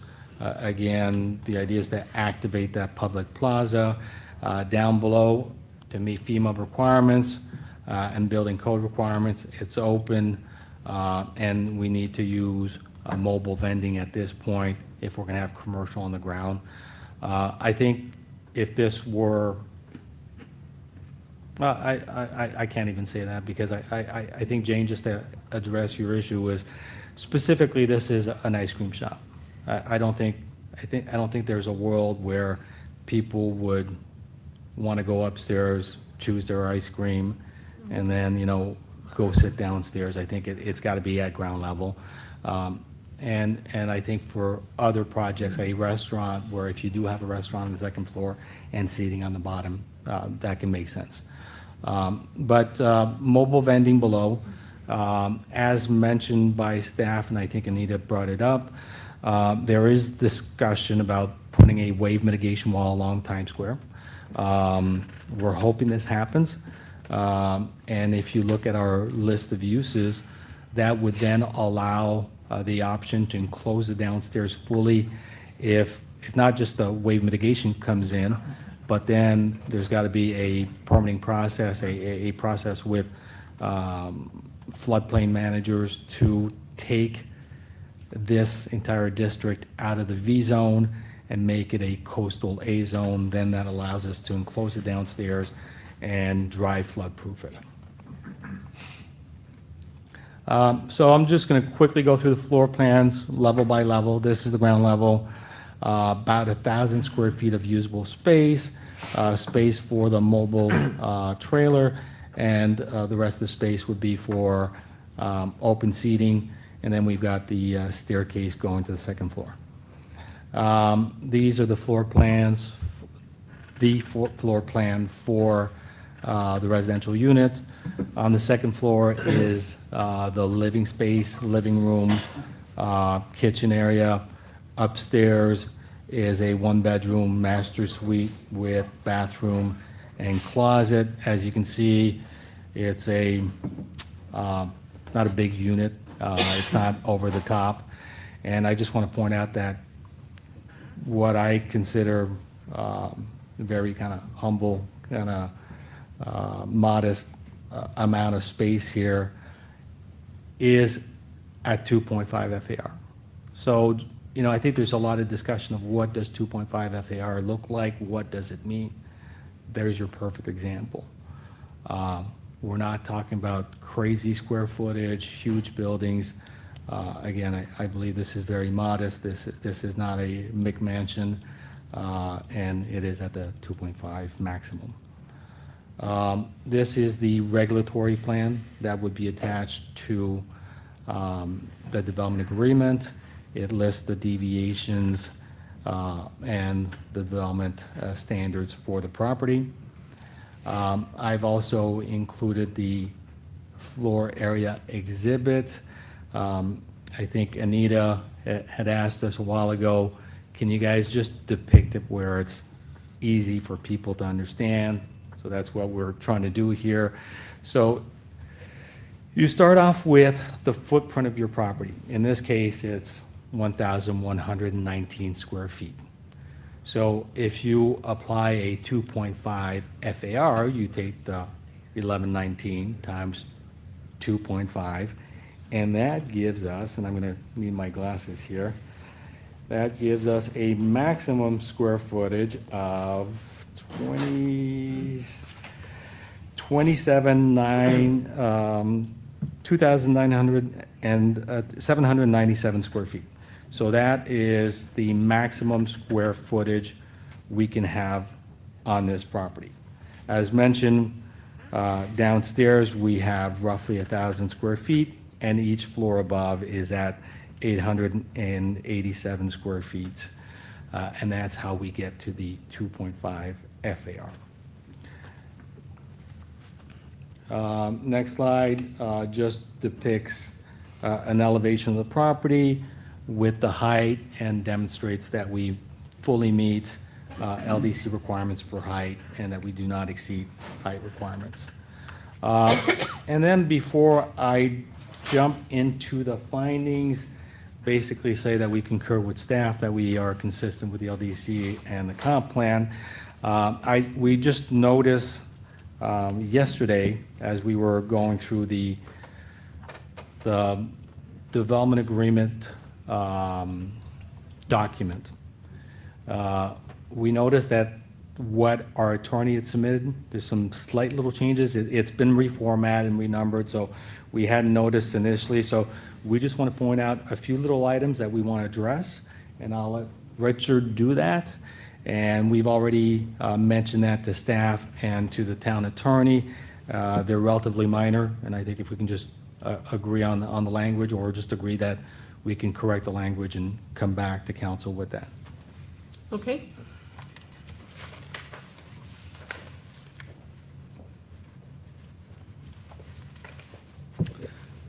Good morning, Madam Chair, members of the LPA. Richard Aiken here this morning on behalf of Carlos Chavez. So as Pat said, looking at the development agreement, there's just a couple of additions that staff made that I think we probably need to go back and talk with Nancy and staff about. If you look on page 159 of your packet, which is the development agreement, there is, which is actually page 5 of the development agreement. There's language that was added in that says, in the event new or additional facilities are needed to serve the project, the developer will bear the burden of the cost of such facilities to be constructed consistent with the dual rational nexus test and provide a schedule to the town to assure that the public facilities and services will be available concurrent with the impact of the development project for those facilities subject to concurrency consistent with, it cites a statutory section there. So here's the concern really there. Mr. Chavez doesn't have any concern, and we've spoken this morning, with paying his proportionate share of any improvements that need to be made to the Times Square area, any public facilities. Has no issue with that. We've had that discussion in the context of the wave mitigation law as well. That's not the concern. The only concern here is I'm not exactly sure what else there might be that would stop him at the time of development order from getting a development order, right? So this is put in here. I don't know if there might need to be some drainage improvements, things like that. And so ultimately, I'd like to talk a little bit about that with staff and amend this language, because we don't want something, given the size of this project, which is relatively small, I can't really believe that there is anything that this project would trip a threshold that would stop him from building. But we want to make sure the whole point of this process is, again, to get this business back up and running. So if there is something, we need to understand what that is. And I think that the idea would be here, language to the effect of that the developer would pay his proportionate share, which is essentially what the dual rational nexus test is. So it would say he would pay his proportionate share, which would be evaluated at the time of building permit or development order. And that would be essentially kind of how we would want to go forward there. That's the one major issue that we have, is just we don't want something to hold it up that's unforeseen, because at this point I'm not even sure what that would be. Well, let's get an answer for you. So Jason, Nancy, do we have a comment or how can that be resolved? I understand what he's saying. No, we just discussed it briefly in the beginning, so I haven't had a chance to get deeper into that. But can you repeat what you say your suggestion is? Yeah, so the suggestion would be to add language that just clarifies that he would pay his proportionate share. But the concern that I have is this. It says that public facilities and services will be available concurrent with the impact of the development. So here's my concern. If there's some determination by the town that there needs to be a stormwater management system in Times Square, something like that, if he pays his proportionate share, but the idea is then he can't get his building permit until everybody else pays theirs and it gets constructed, that could hold things up, which is completely anti to the whole process that we're trying to go here. So I think we need to massage that and change that language a little bit, if you follow. Lean on Nancy a little bit. I don't think that's the intent of the proportionate share. I think it's pay as you go, isn't it, as far as? Yes, and so I would be fine with amending the language with the direction from the LPA that staff and the attorneys get together, amend the language before it gets to first reading by the town council. Okay, Thank you, Nancy, I appreciate it. The only other thing, and I believe Mr. Green already addressed this, but paragraph 7 on the same page there is a list of permits that the proposed development has to get. And one of them that was added was South Florida Water Management District, ERP, or Environmental Resource Permit. I don't think they need one, I think they're exempt. And so I think we need to just work together to maybe craft this language to say, if necessary. if necessary, and any other, and there might be some other permit that he might need to get that we haven't listed here through oversight, and say such other permits as shall be required by the permitting authority with jurisdiction, something of that language. And I'm sure that Nancy and I and staff can work that out. Yes, I have no issues with that. Yeah. Okay, Pat, did I miss anything? I'll touch upon the other one, just the square footage. Okay, there was one little minor one also, and let me find the right page. There's reference to the square footage. So on page 156 of 261, 4A, there's reference to total square footage of 2,787.5, and at a 2.5 FAR, it's 2,797.5, 10 feet, but just wanted to get that. What were the Is two anybody else numbers having again? trouble with the page numbers? Yeah, the Yes, page could you- numbers. Could you say It that was again? 156 of 261, Yeah, what Yeah, we have a section different- is it? different? Yeah, Okay. so, What number Apologize is for anybody that? help me? Jane, you're good at this. That's, You know where we are? Patrick, it's gross It's external. page 2 of 16, 2 of if you have 16. that number. Two of Yes. 16, Correct. Oh, okay. Okay, paragraph 4A, Yeah. second sentence. There we go. Okay, thanks. that helps, thanks. Patrick, the number again?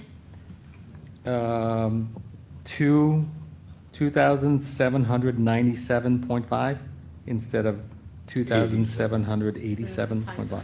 Yeah. Okay, So with that said, I'm going to wrap things up and ask for any questions, but we've reviewed staff's recommendation for approval, consistency with the comp plan, we concur with that. There was mention about drainage in Times Square. We want to be part of the solution. I think, obviously, we believe that drainage, we can't have a separate drainage system on this site. It's just physically impossible. Plus, I think we are exempt from certain district requirements.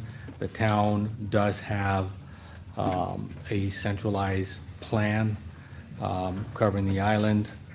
We will abide by that. Also, if there's improvements made, my understanding, probably the best way to address drainage Times Square is to have some kind of underground drainage within the pedestrian plaza.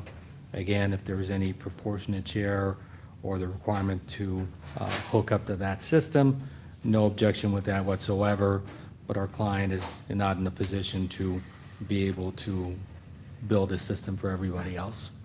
There was mention about runoff from the rooftop, and we can also abide and respect the need for gutters and downspouts.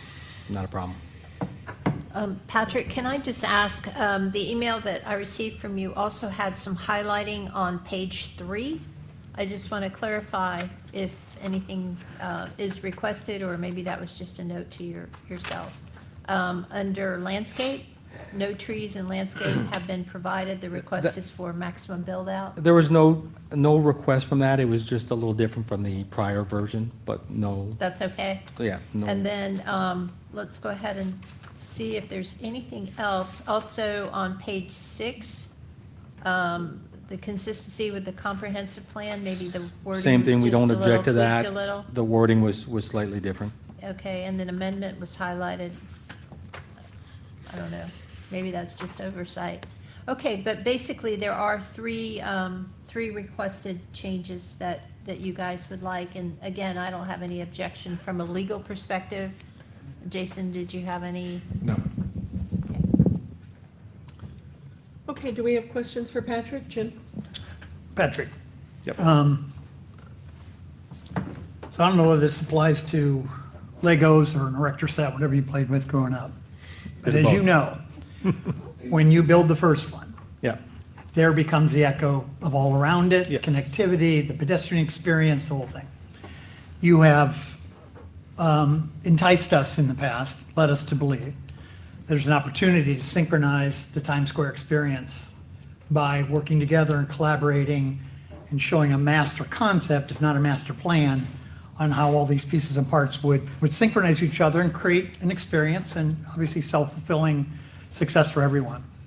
So I don't know if this is fair to you or not, but is there anything you see with this first Lego that doesn't allow or restricts, whichever way you want to look at it, the propagation of the rest of Times Square, the connectivity, customer experience, all the compliance things that come with, we don't have 16 restrooms, we have 2 good, all those things that you know so well.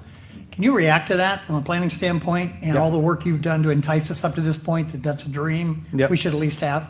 yep, and we're still hopeful that at least the long leg of Times Square, hopefully, the owners can get together and come forward with something that's unified and is more efficient. And again, we don't need, in my mind, we don't necessarily need elevators for every single property. There's efficiencies there if they work together. That's a private matter amongst those owners. They're gonna have to work things out, and hopefully it can happen. With regards to this specific property, the applicant wanted to move forward again. He's heeding kind of the request from FEMA and from the town. I can tell you that the initial concept that Albert came up with was more of a modern looking building. And there was some feedback from staff of, can we make it more coastal? Because we believe that as Times Square redevelops, it's gonna be more coastal in nature, and we want it to tie in. So that's where we made the change. And I'll let Albert talk to this, but the actual construction is built in such a way where other properties can go zero lot line and build right up against this property. It's got the proper firewalls, so it will not hinder any development, and it can easily connect with everything else. Exactly what I was that's gonna come looking forward. for. Just want to make sure the mindset, the point of view, this is sacred territory, Yep. as we all know. Treating it like that, applaud the applicant for moving forward. Some trees got to be planted somewhere, and you're doing that. But I wanted the conversation to say, the growth from here is still consistent with and compatible with what we believe an entire comprehensive build-out Yes. would possibly be. Yep. I Okay, think it thank can you. tie in. Don, any questions? No questions. Jane? I have a few. So if you look at the picture on page 146, there's 0 lot setback in the rear. I see balconies. Yep. So, as part of your downtown district, we allow and encourage overhangs and balconies. You know, in the front, typically, it's a kind of a architectural feature, A, and B, a bit of a shade feature. We also allow arcades, again, to provide that protection from the elements. So, in this case, I think it meets a bit of both of those. And in the rear, same thing, it's allowed, it's within the setback, it's not calculated as part of the FAR, it's gonna be open. It's in the setback. It's a 0 setback. So the actual, so in the front, it's an overhang. Right. In the rear, the balcony is gonna go up to the 0 setback. Okay. So it's within the footprint. Yeah. Yeah. The Where front are- one's over. Okay. Yeah. Where are the air conditioners? I will let Albert address that. That's not my Look on the expertise. floor plan. Yeah, right here. Go to the next, go to 144. Yeah. You'll see it on the backside, Come join me, Albert. right there, see it?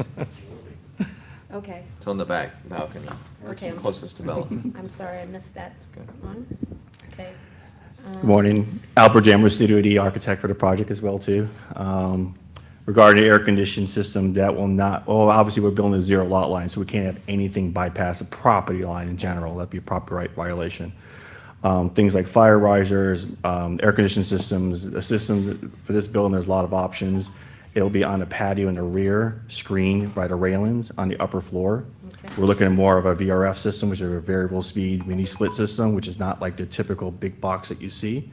These are things you see more in downtown urban areas, tropical islands, things of that nature, because we are limited with square footage. So we're trying to think of every single thing to help minimize impact with joining properties.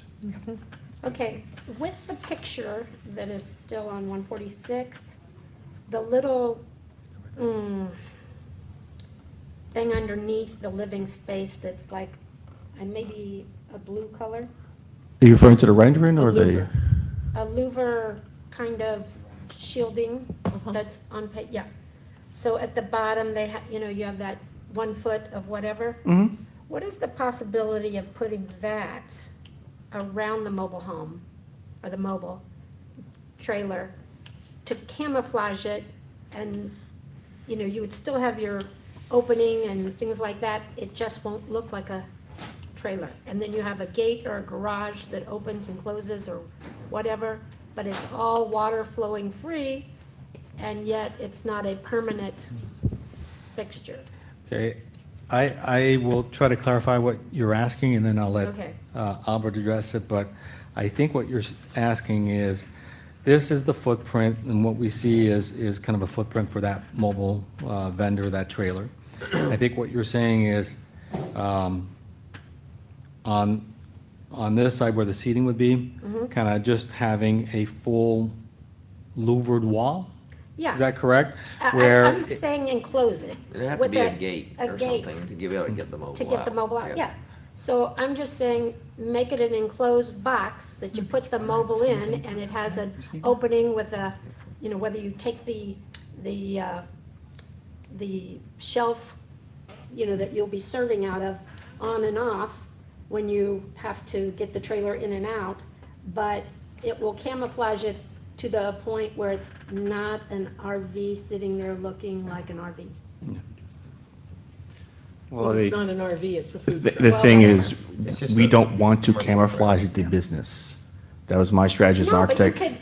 you get, your signage will tell you that there is an ice cream Right, shop inside. I think the option is you'll notice a lot of food trucks, and in the clarification, this is actually an ice cream truck, because one thing we want to clarify too, we cannot put food cooking trucks in Times Square underneath the structure. That's against fire codes.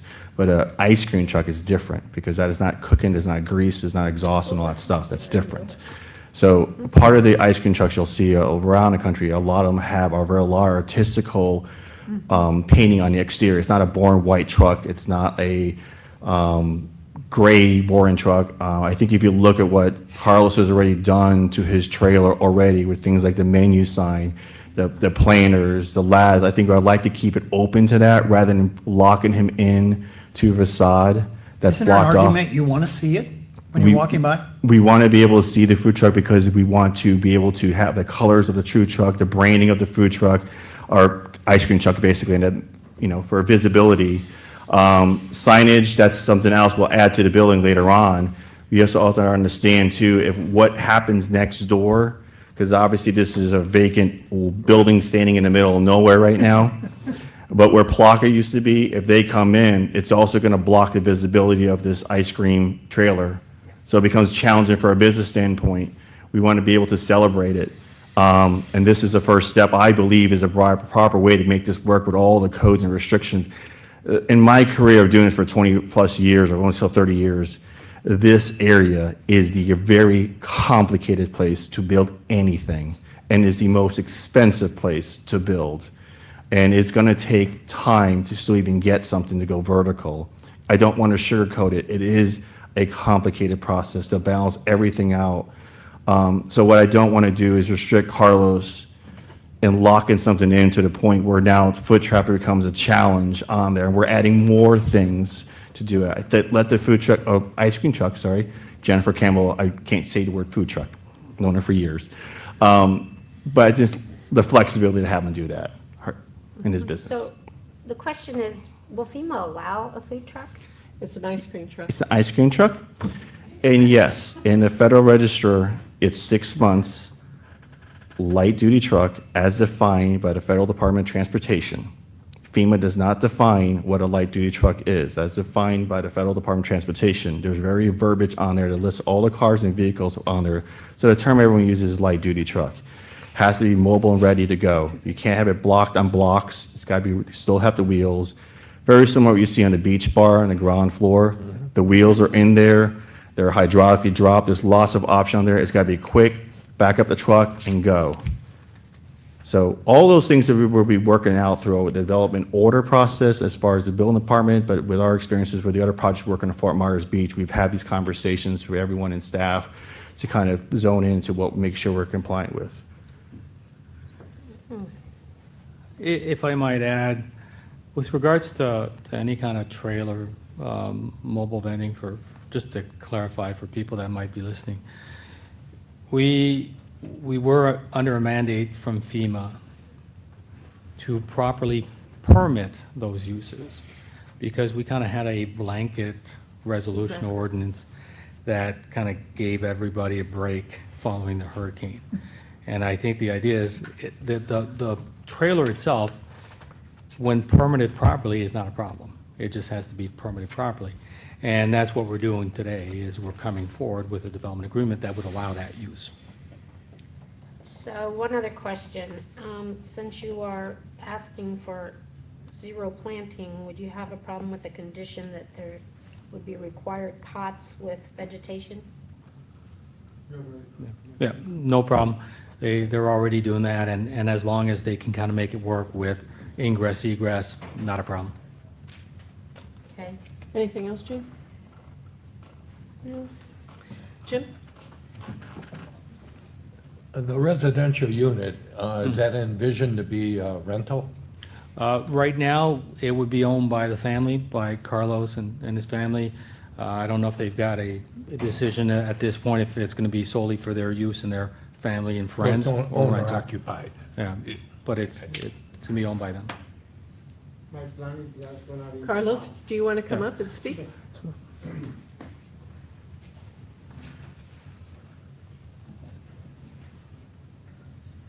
Good morning, everyone. Good morning, Carlos. Say your name for the record, will you? Carlos Chavez. So, well, thank you very much for your time. As you might know, this is a really difficult project to be able to present it here today. It's a very small lot, very limited options for us. All the regulations that we had to follow to be able to comply with FEMA, with the town.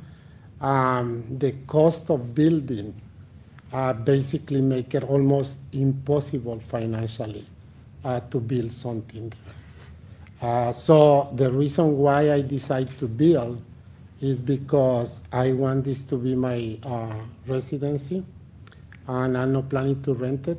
This is the place that I want to be able to go and see the sunset. And that was what motivated me to come forward and rebuild, because I'm not planning to make any money from this. This is a very expensive project that with ice cream you won't be able to pay. You will never be able to pay. And that is the only reason, and that's the only option that we have. The other option will be probably sell. But it's really sad, but that's the reality. So, but straight to your question, this is going to be my residency. I'm not planning to rent it to anybody. Thank you. You're welcome. Carlos, could I ask you a question? Sure. You don't have to answer this because it's not in here, but, you know, you owning the property immediately adjacent to it where Bella Mozzarella and everything is now, would you ultimately foresee building something there that will come up to this height? Would you ultimately see putting a second floor or third floor on your existing properties? Or have you not even thought about it? Well, it all depends if we can build the mitigation weight wall, and Yes. that will allow us to build on the ground. That will make a big difference, but at this time, there is no business on the second floor in the world that works. Yes, I They know. fell. Yeah. So it's very unfortunate, but that mitigation wall will be tremendous help, and if that's the case, yes, I will be willing to do so. Okay, so now I'm going to ask you a strictly aesthetic question. So you know, coming over the bridge, you're going to see this building, and I'm going to guess that you're going to be the first one up in Times Square. And Margaritaville has this shadow painting of palm trees. I actually, on my piece of paper at home that I left, I actually have a drawing of a shadow painting on the side of this building, just to make it interesting looking, since we're gonna be looking at it. Would you entertain something like that? I'm not gonna make it a condition, but I just want you to absolutely. think about it. So had you been in Times Square recently? Had you seen my place on the back? No, I haven't seen it. Well, I think it's like the nicest looking place in Times Square. We have, and I'm not lying, I think. We have a lot of compliments. We have a lot of compliments. Yeah. We have a beautiful mural facing Bella Mozzarella. We have plants all over the property. We have flowers in front of the trailer. Actually, the trailer is gonna be in a important program at the end of the year that is forecast nationwide, because it's a beautiful place. And that's the intention that is attractive to the people, and that we are gonna feel the vibe. That's the whole idea, to make it beautiful. Yeah. Plus, it needs to be attractive for people to have ice cream. You know, I think the discussion about this being your personal residence, that people instantly thought it was two residences, because of course it's 2 floors, and it could have been 2 small units. There is no room for two. Yeah. Well, I think that's going to change the public dialogue about what this is now. That will change it tremendously, so. Yeah. Good for you. That's what motivated me to build, to see the sunset there. Okay. Any other questions? Any other questions for Carlos? Jim? Congratulations for sticking with this, putting a flag in that place, doing it the right way. I hope it's infectious. Thank you very much. Do you have any time frame as to when you would start? I had the funds You to have start tomorrow, You have but the we plans need to- to go through permitting. Okay.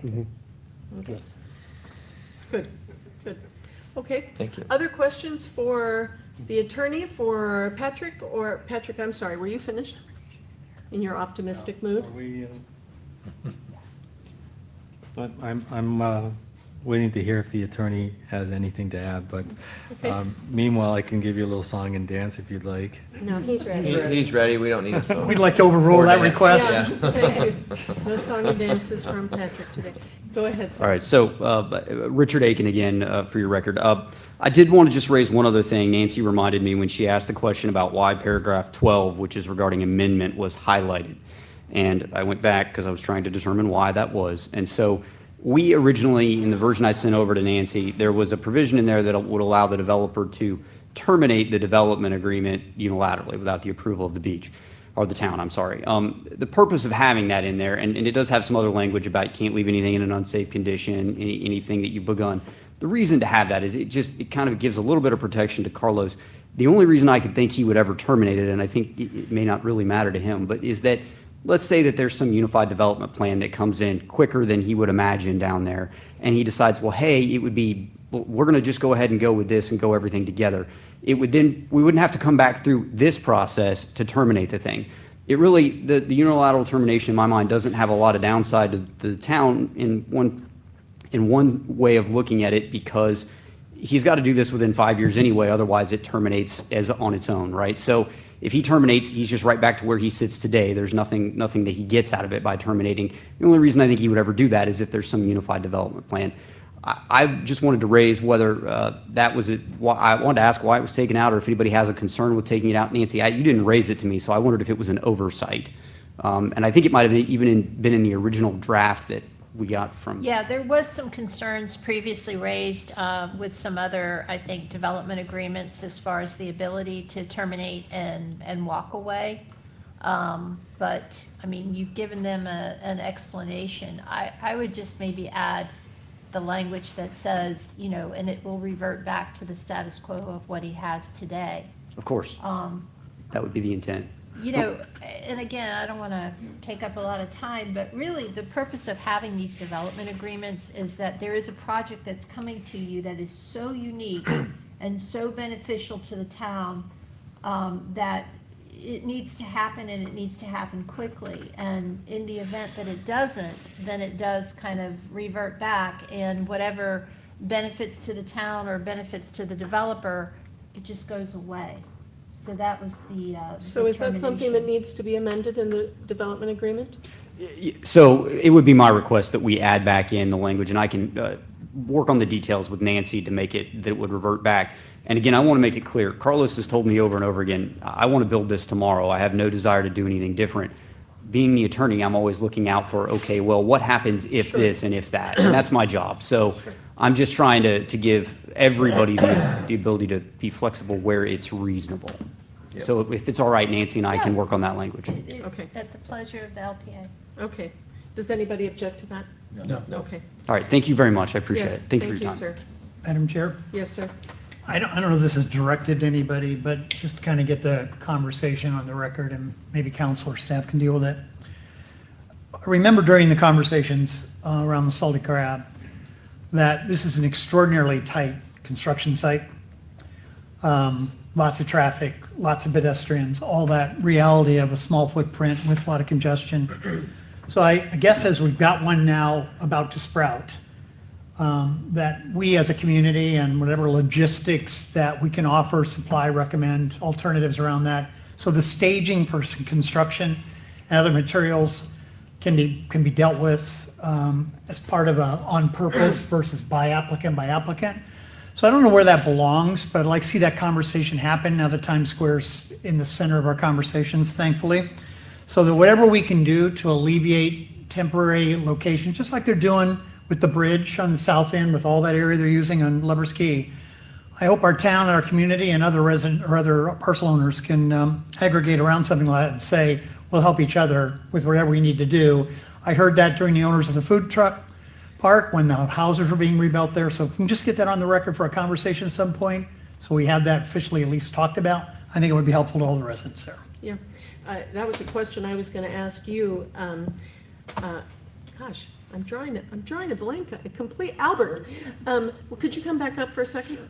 So, how do you, and I mean, what Jim's talking about is something that, from a policy perspective, I don't know what we do to encourage that, but how does something like this get constructed in a pedestrian mall? Do you foresee something even though I know you're not the constructor, but you're the best person I can ask this at the moment, how do you see that happening? Very challenging. I mean, this is no different than building like in Times Square, the other Times Square. I'm originally from Long Island, New York. I've seen lots of the urban development be built in my life, and it's staged. Empire State Building, the iron was still hot when they were delivering it, and was a procedural thing in and out. So it's a logistical thing from a construction standpoint. It's possible. Beach Bar also had its challenges. Yep. Lucky we have a little bit of land, but we had to pay someone to rent the land, or Lisa Stevens and the owners had to do that in order to compensate them for the use of the land for temporary staging. Whatever can be mass produced ahead of time, obviously. I mean, modular is an option, but it has a certain limitations to it as well too. No matter what, there's going to be some staging that has to take place. So it's going to have to involve everyone in staff, and it also goes back to stormwater as well too. I mean, all the impervious area that's there right now is the same as what we're proposing. We're not increasing the impervious area because there was no pervious area there before anyhow, and everyone's roof ran off into the common area, into the catch basins that are in Times Square. That's right. Now, if that can handle the same amount of water as before, it's the same amount of water we're putting back in there right now. It's no different. So that needs to be resolved as well too. Everything, even from the foundation system, we're as an architect and structural engineers, we ever had conversations about all this stuff. You know, we're in velocity zone. We're also on top of that, we're in DEP. We're CCL. That also adds time to this process as well too. With the load, everyone's seen the 7-Eleven walls. That is a wall that is dry flood proofed. That is what you're going to be looking at eventually. In order to do that, that's a lot of lateral load being put on a 3-story building. The foundation system has to be pretty beefed up. We don't want to dry piles because that is going to destroy the neighbors. That's right. And as Carlos goes first, let's say he were to do that, the next person coming in, we don't want them to do that. We want to encourage other type of foundation system. I'm not sure if helical will work just yet. We've had this rough conversation, but that's an option because that's less disruptive. There's auger, there's other ones that we've used up in Sarasota on the beach. That's completely different technology. There's ways that we can do that. We're all working together to build in an urban area. If it's done in New York City where you can excavate 60 feet into the ground, there's a high rise next door, it can be done. But this is what I was saying earlier, this adds to the complexity and cost and time frame to build. That's why any investment going in there is, I believe, should be heavily supported because that is a lot of investment going into that area. We can't build like we built before. So, And that's why any common area help, support we can get, logistics, staging. yeah. This is the time to have the conversation as a community. Yeah. It's the kind of things we all rally around. The conversation in the elevator you brought up before a long time ago about having a common element, that is very unique. I honestly wished holistically that the whole Times Square and Lynn Hall Park was designed cohesively. Yes. Is those restrooms should have been put up against Times Square Yes. and not put back where they were. The bathrooms could have been expanded with a common elevator, like an outdoor mall you have in Miami and South Beach and other parts of the country. That would have been a benefit better to do, but instead we're look backwards and we want to put things back to where they were. I know. We have to think outside the box, and I believe that would have been the genesis of help in Times Square. I feel that's kind of sailed already. So the common elevator becomes an interesting thing because who owns the liability on that? If you have a business that your customers go into a common elevator and they trip and fall, that's a conversation you have to talk about from an insurance standpoint and a liability standpoint. Also, who's going first? The business without the elevator or the town put in a common walkway with the elevator? That the chicken and the egg thing, it becomes an interesting discussion. You know, going back to what Jane said about second floor, in our original design and concept, very early studies, the often the thing we have to always balance with, we don't give designs to clients that are not buildable. They have to be buildable where codes and egress and fire codes. So the challenging thing is you put in an elevator, that's 6 by 8. Once you go 3 stories, your elevator has to be stretcher approved. That's a bigger elevator. You have machine roomless elevators, you have hydraulic elevators, machines or rooms, stairs from the ground floor to the second floor at an elevation DEP of 22 feet when you're all said and done. That takes a lot of footprint. So the stair itself already lost almost 300 square footage. Yeah, an elevator. And the business model, like Carlos is saying, profitability, you only can fit so many people on a second floor before you need a second set of stairs. Once you go over 49 people, 2 stairs. Once you go over a certain number, 3 sets of stairs. All these things are puzzle pieces that form the perfect storm in a positive way, how you get the design to work. So we did think about everything to work community-wise. I think the roof lines are important. One of the things we always did at the very beginning was to give a gable ends on both sides so that someone can build up against this room and there's no runoff going to the neighbor's roof. You don't have to worry about them touching. So it's kind of like the in-between alley between John Richard's building next to SOB. My kids have scooted between that building before to go eat there. That's kind of what you're seeing, is so that one person's building does not affect the other person's structure. So yes, I do agree this conversation has to be going on. He's going to carry on during development order, and they're going to carry on during the building department process. But I think the first person is going to be almost a guinea pig to figure some of these things out. Sounds like to me you're advocating for always hiring a good architect when you're talking about these things. It's about the team. Yeah, it is about the team. Yeah. Very good. Thank I'm you, not going to say Albert. no to that. Thank you. Thank you. Patrick, anything else? That's it. All done. Okay. Thank you. Okay. I'll open up the public. Is there any public that would like to make a comment about this project? Seeing none, we'll close the public comment. Any further questions for the staff? Jason, you have anything to follow up on after all that? Any further questions for the staff or the applicant from the LPA? If not, any discussion? I would just like to add a condition to the part where they have no plantings, that we add additional pots with vegetation. I'm not going to say a size or anything like that, whatever works for the development, but just so that it has some kind of pretty something. Okay. Nancy, do you have all the changes that the attorney spoke of with the amended language for the proportionate share? I do. Okay. If I can read them and correct me if I'm wrong, I have 6. The first being regarding the nexus, the reasonable nexus on the infrastructure part. Yes. That was on page 159. Clarification on the permits, that the water management district permits may not be necessary. The square footage, 2797.5. Number 4 would have been the requirement for pots with vegetation that Jane had asked for. Number 5, I need a little bit of help. Do you want to have a specific restriction on the use of the residence? No, No, Yeah. Okay, no, that's fine. no, no, And then the last one would be the termination provision yes, within, and I'll work with Richard on that. So there's 5. okay. It's 10:57. We need to take a break because Dawn needs to take a break. So we're going to, he's We got all some- know he's gonna go to the he's got bathroom. some- No, he's got a call he has to make. So, so I'd like to ask to take a break here for maybe, whether or not Dawn rejoins us or not, but 15 minutes? 15 minutes, and then hopefully you can work that out with the attorney so that we can have a complete, Well, you could condition it that we add that language before first reading, because this one will Okay. go to Okay. council, so Yeah. you may be. Okay. We can able close this to out. Take a Let's vote. vote. okay, Let's vote. okay. Let's So never vote mind, each we're other. not gonna take, Okay. we're not gonna take a break. Okay, all right. So with all those things added and that discussion had, is there a motion, please?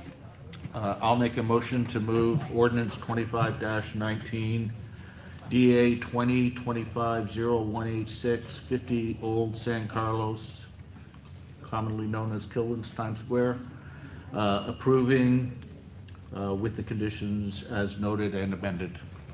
And consistent with the comprehensive plan, and I'll second that motion. Okay, so we have a motion and a second. Is there any further discussion on, or any discussion on the motion? I'm just gonna say for the record now, because you won't be here probably at the end, Carlos, I mean, I congratulate you on being the first one to get this kind of approval, and, but I think that there is a bigger conversation that the LPA and the council need to be having on what we can do proactively to encourage this redevelopment in light of the obstacles that are faced Exactly. by those property owners. So, okay, is there any other discussion on the motion? Hearing none, your vote, John? Aye. Who was the second? I'm sorry. I did, aye. Jim? Aye. Dawn? Aye. Jane? I, Jim? Aye. And I'm an aye. Congratulations, it passes unanimously. It's on to the council. Yeah. Enhorabuena. Okay, so do you guys want to take a break? Yes, we're going to take a break for about 10 minutes.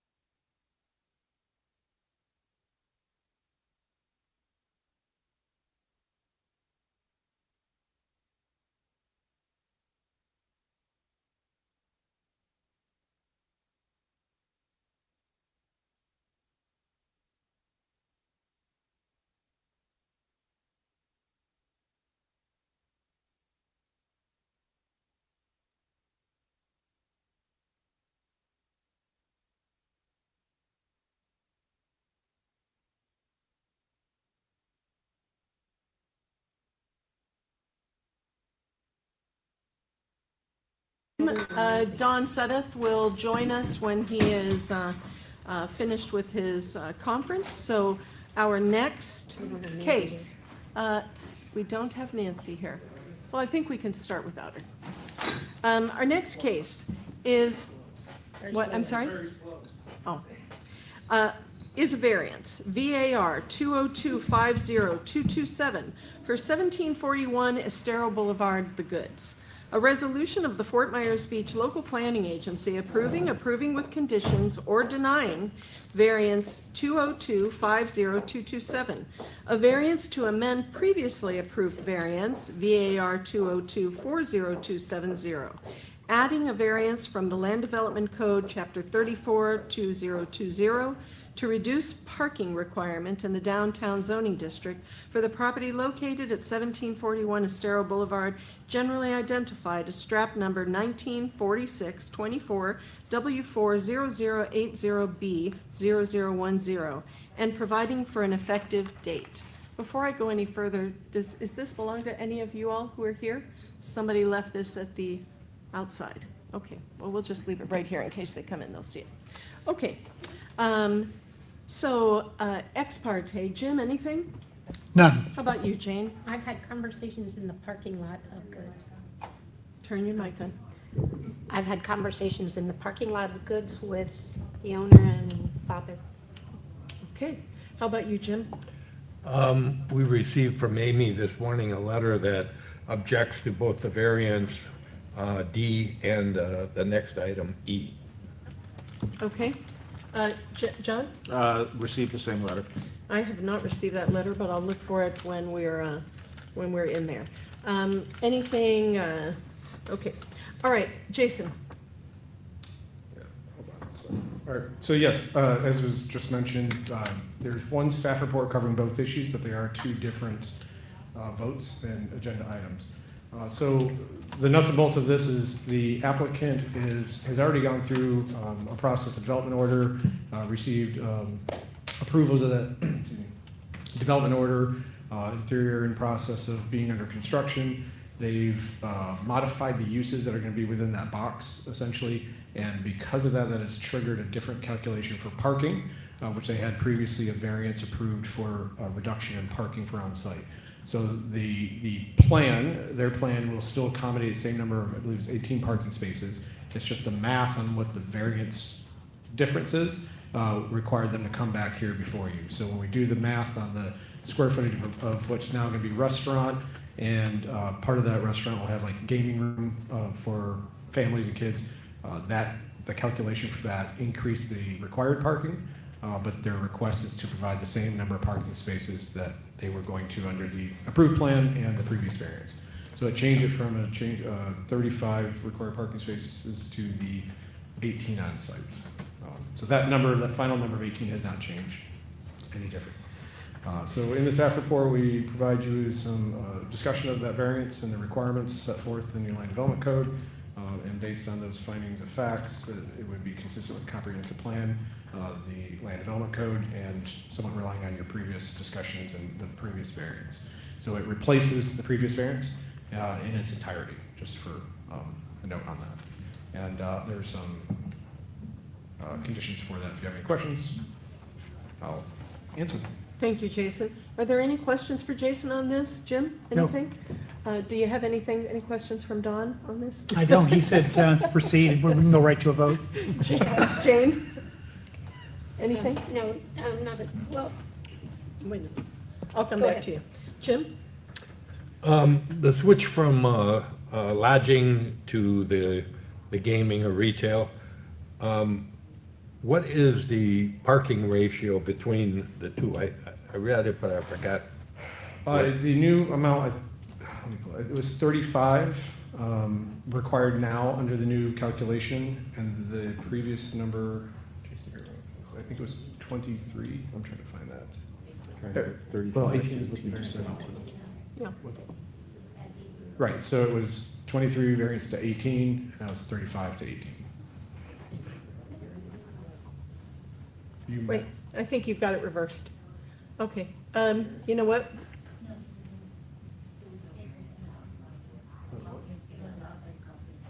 Okay. So, and those uses are permitted under the downtown zoning district. So that change is not something that's a public hearing part of that. Those are uses that are permitted under downtown. And what does that have to do with the parking? Yeah, I'm just saying those uses are allowed in the parking Yes, changes okay, for the right. change, because of the Okay. change of uses. So, Okay, but did that answer your question? Yes. Okay, Yes. all right. Sorry. John, any questions? None this time. All right, No, I don't have any of this. and you don't have anything else? Anything else, Jason? No, thank you. Okay, let's have the applicant come up. Tara? We have the whole Belgian the whole clan here.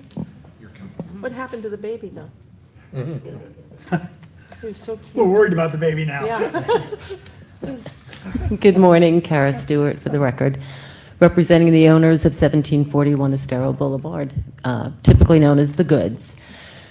Before you, the variance request is, yes, we have changed in the ninth hour, unfortunately, our use that we are proposing. We originally had approval for hotel rooms and retail on the second floor, parking below. At that time, we did not require any parking reduction. We did ask for variances for location of parking spaces, some buffering and whatnot, but the number of spaces, we had adequate parking. What they are proposing now is on that third floor to have partial restaurant and then a child's game room. I mean, Chuck E. Cheese, I don't know what they're called here, but those types of games, not adult gaming. So we want to be very clear about that. So the baby was a supporting prop today for the game room for the The kids. baby was a boy for optics. That's Good move back exactly there. See, it wasn't a baby. right. Well, it should have been. All right, go ahead, Kara. And in doing that, it kind of, again, the code gets a little complicated. So we're asking for a total, as Jason suggested, 35 parking spaces. Not to digress, but I will just for a minute. We originally came to the town asking for a reduction, I believe, of only 8 spaces. However, staff made a very great point that because of the configuration, realistically, I'm standing there with my grandchildren, they're playing games, I need a glass of wine and a slice of pizza, and I'm walking throughout the area. Now I need to expand that use to the other area where I'm consuming my wine. So I'm walking from this restaurant pizza area, my grandchildren are over there playing, I'm going to walk over. So we're incorporating the entire square footage of that third floor for our parking reduction. Good description, Kara. Very good. Does that help? Yes. So Yes, very good. that's part of that large conflict, Okay. okay? The intention here is that we're not, I don't know how to say this correctly, soliciting to folks to come in just to have necessarily the pizza and beer or wine, because we are only asking in your next request for 2 COP of beer and wine. We're really looking to be promoting the arcade and pizza and come in and have your family environment. You've been at the beach all day, or maybe it's a rainy day. What do we do with these children that are all coming into the town? So that's really the crux of it. In addition to that, my husband and I walked and rode from San Carlos yesterday, old San Carlos, down to the Goods, where they're proposing it. There are between 12 and 15 private parking lots within that very walkable, enticing district that we're trying to create in the downtown district. So we are also contributing to that viability of the walking. The owner is an owner-operator. Prior to Ian, operated the Goods, as we all know, and they just mentioned to me, Kara, we had such an abundance of walking traffic, half our parking lot was empty to begin with. The owner has no concern about fulfilling their obligation for this unit the way it is with that reduced parking. So any other questions, I'm here to answer them. There's not much more for me to say on that. John, any questions for Kara? No, I think you were very clear in clarifying that there would be no gaming or anything for Adults. adults. When we say adult gaming, I mean gambling. I'm worried about video poker and Video poker, slots. right, That's okay, what I'm worried That is not the intention. I may go play Pac-Man, but no. All right. So just for clarification, the town's code, and we've been through this process with another project years ago, does not recognize that use. And that was a question posed to you, the LPA and the council at the time. There's ways that we could define it, and we could fit it under these other definitions, and the resounding answer was no. If we want that use, we'll change the code at that time to allow that. So that's why you have the condition in there about no 18-plus only games being allowed. Yeah. And thank you, Kara, for clarifying that. Yeah, so the whole point to staff was, and I think you mentioned this on some others, enforcement of that space, There you are. trying to go into it and say, this is restaurant, this is gaming, didn't make a lot of sense for us to spend time as a town doing that, so just call it all restaurant. Yes, it increases your parking demand, but the reality is, as she's already explained, you have parking lots and already Yep. parking downstairs, Yep. all that, so. Okay. Jim, any questions? Not on the parking. Okay. Jane? No, I just, no. Jim, anything? No, I'm Okay. good, thanks. Thank you. Okay. So we'll open up to public comment unless, no public comment. All right. So, Madam Chair, there Yes, was the question of the receipt of an email this morning concerning the noticing provisions. If I may, could we ask staff to comment on the notice, whether it was properly provided? and Kara, did you read, okay. Go ahead. I might be able to respond to that, because pursuant to the town's new ordinance where the applicant takes responsibility for that, we did take responsibility for that. We have also provided the photographs to the town clerk. We posted the property. We did what we were asked to do. Very good. And you've got documentation to that? Yes, we do, and we provided that to the town. I did not receive this letter from the neighbor until today, Yes, Yeah, none we did of us too. did. None of us did. Like- Okay. half hour. Jason, anything further to add? No, just, well, yes, Jason Small has mentioned to me that we have on file, the applicant sends us proof of that they've done. That's why I was asking. how Posting or a things copy of the proceed. letter Yeah. that went out, Okay. mailing list, things of that nature that go with it, 7 days prior to this date. Bingo. Very good. Okay, any other discussion on this? If not, may I have a motion, please? Hold on a second. Nancy, what's Dawn not sitting here right now going to do to a potential unanimous vote if there should be one? I think it is a unanimous decision by eligible voting members of the LPA to approve a variance shall constitute, subject to a request. Yes, so So eligible voting members, are the ones sitting at the dais? yes. Present. Okay, very good. All right. May I have a motion, please? Unless you want to discuss this any further? No, I'll move a motion for approval of variance 20250227, also known as 1741 Estero Boulevard, The Goods, as recommended by staff and Second. consistent with the comprehensive plan. Okay, there's a motion by Jim Dunlap, seconded by Jim Bowen. Any discussion on the motion? Hearing none. All those in, Jim, your vote? Aye. Jim? Aye. John? Aye. Jane? Aye. Aye. Motion carries unanimously. Okay, so now let's move on to the second half of this, which is a special exception, SEZ 20250-228, 1741 Estero Boulevard. Nancy, before I go further, did the council approve us approving special exceptions like the variances or not? Not yet. Not yet. Okay, so this will have to go on to the council. Okay? Yes. This is a resolution of the Town Council of the Town of Fort Myers Beach, Florida, approving with conditions or denying special exception SCZ 20250-228 to allow consumption on premises, COP, in the outdoor patio at third floor within 500 feet of dwelling units for the property located at 1741 Estero Boulevard, generally identified as strap number 194624W40080B0010, and providing for an effective date. Any ex parte, John? No. How about you, Jim? No. Jane? Not on this. Jim? None. I did talk to Graham about this change and his new plan for this project. Okay. Well, I take that back then. I did talk to him about the change, but, This is kind of all yeah, encompassing. okay, then yes, same parking lot. Okay. Jason?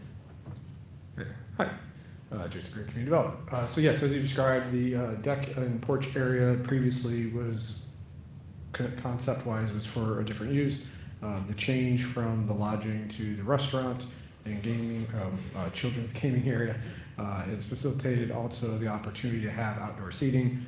So therefore, with similar we've talked about today, consumption on premise in the outdoor area within distances of churches and residences and all that requires the special exception process.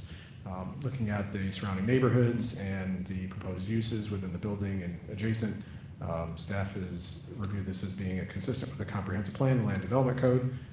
And there's some findings of facts in the staff report and ordinance provided, or resolution provided for you. And some additional, yeah, there you go. If you have any questions, I'll be happy to answer those. Thank you. Jason, any questions for Jason? Seeing none, Kara? Kara, I have a suggestion for you. Maybe instead of gaming, it should be playroom, because when I talked to Graham, you said cornball, cornhole, whatever that game. So some other types of games, maybe the word gaming you should consider, because it throws a different connotation. We've been having that discussion as well. Okay. Because we did not want to mislead people thinking that that's what it was for that same very reason. We don't want that. So, and we agree, as Jason mentioned before, with the condition in relationship to limiting it to only 18 and above. So we're okay on that. So you've heard a lot earlier today on consumption on premises and outdoor. This one is similar. We have the ability on the interior to operate our restaurant with our beer and wine. Much like my conversation a minute ago about the walking around, we want to be able to walk outside with our glass of wine while our grandchildren are in the other room. We want to be able to just move about. So that's really what we're requesting. And again, I remind you that we are not operating or requesting a 4 COP. We are only requesting a 2 COP, which is beer and wine. Yeah. We are in agreement with all of the conditions except one that we feel just needs maybe some clarity, and that was condition number 4. Games in the entertainment area cannot include loud electronic beeping, ringing, or buzzing. I would suggest that we just stay in compliance with the town's noise ordinance and put it to bed unless there was some specific that we're not sure how do we gauge loud, what really does that mean? So we were hoping we would just eliminate that one and or incorporate it into, we'll be in compliance. This is all enclosed? There's sliding glass doors to be able to go it could be, I outside. see. So it maybe was, but we would have to again be in compliance with your noise ordinance. Of course. Anything? questions? No, Yeah, I'm I good. don't have a question about that. I'm just thinking about, I'm thinking back in the day when I played a video game. One of my favorites was Galaga. Where you shoot the starships and whatever, and it was choo choo choo choo choo choo. And I'm wondering, is there a way to silence those games? I don't know if there. Wait, Graham, if you want to come up, you're welcome to. I was going to refer to the owner. He's been So dealing Graham, with the vendor. Could you come up, because I could see, first of all, I don't know how the noise ordinance could, I think that would I hate it when the noise ordinance is a qualifier for this, but would there be a way to have minimal sound from those machines? Yes, my name is Graham Belger with the Graham, Goods. were you sworn in at the very beginning? No. Yeah, I don't think you were. Will you raise your hand, We Amy? might all want to stand up back there. If any of you guys are going to say anything, no, they're not going to, but Graham is. Okay. Do you solemnly swear and affirm that the testimony you're about to give is the truth, the whole truth, and nothing but the truth? Yes, I do. So say your name for the record now. Graham Belger. Graham is the property owner here. Okay, so Yeah, tell me what all you the think. games, you can control the volume on those. You can turn them up as loud as you want or down as low as you want. That's not going to be an issue. It's, the building is built, to survive hurricanes, so you're not going to hear anything outside of it. It's not. But when you have the sliding glass doors open, you But they're might. not, it's not even a sliding door. She kind of misspoke. It's just like, just doors that open, which they're gonna close immediately Oh, as okay. somebody goes out. The doors Oh. will never be open for more than 30 seconds at a time. And Graham, you're the owner-operator of this like you are of your previous businesses, is that Correct. correct? I'm gonna take your word for this. Yeah, it's Okay. gonna be called Beachside Arcade and Pizza. I love it. So do we need to change this change this from cannot include loud electronic beeping or? I don't say- think it's necessary. Well, but if they can't include beeping things, then. That's what I mean. It- I don't think it's necessary to have it in there. Oh, okay. Yeah, that's where I. So that was what I was gonna say too. I mean, other than we might say that it's below the 50% volume no. or something Yeah, like if I that. ever have any kind of complaint from a neighbor, then I'll adjust the volume, but I don't see that happening. Yes, so can we eliminate that? Because many of those games by their nature, how do you all feel about that? You have to have it going. My only concern about the beeping and noising and everything else was around Beach Theater, which was not enclosed. Yes. Inside an enclosed building. Exactly. I mean, if you can't hear it out on the sidewalk, you have no complaints. How about you, Jim? Yeah, Get more noise from Then people parking their cars and locking them. Let's take that one out. Number 4. Number remove. 4. I agree with that, Jane, thanks. Okay. All right. Anything else you want to add to this, Graham? No, I don't think so. I'm just excited to hopefully get this going. What's your time frame? Well, as soon as we're going through the banking process right now, and that's about it. I mean, my goal is to break ground in December, so. Good deal. Okay, so we need to get you to the town council today. do. All right, thank you, Graham. Thank you. Appreciate it. Thank you for sticking with it, and to your whole family. This Okay. special exception has to go there too? Special exception has to go to the council, yes. Still, okay, yeah, The that's other right. one doesn't. The right? variance All right, doesn't, all right, all but right. this does. Okay, any further, public comment? Any public comment? Kara, was there anything else you wanted to add? Seeing no public comment, nothing else? Any discussion, or may I have a motion, please, to approve special exception 202502228, removing number 4? I have some questions. Oh, Okay. well, gosh darn it, Jim. Okay, several questions all having to do with the alcohol part. The request is for alcohol, not beer and wine. No, beer and Even- wine. Well, it says alcoholic beverages.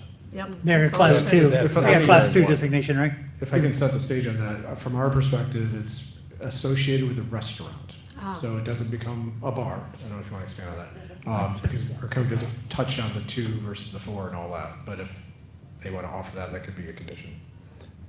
And, well, okay, but then the second question is, there's no restriction on hours of serving alcohol in here. You have amplified music limitations, but was there any discussion about hours that alcohol could be consumed? On the porch area, no. But obviously those are, I don't know if the applicant wants to answer. Would it mirror the hours of the Yeah. restaurant?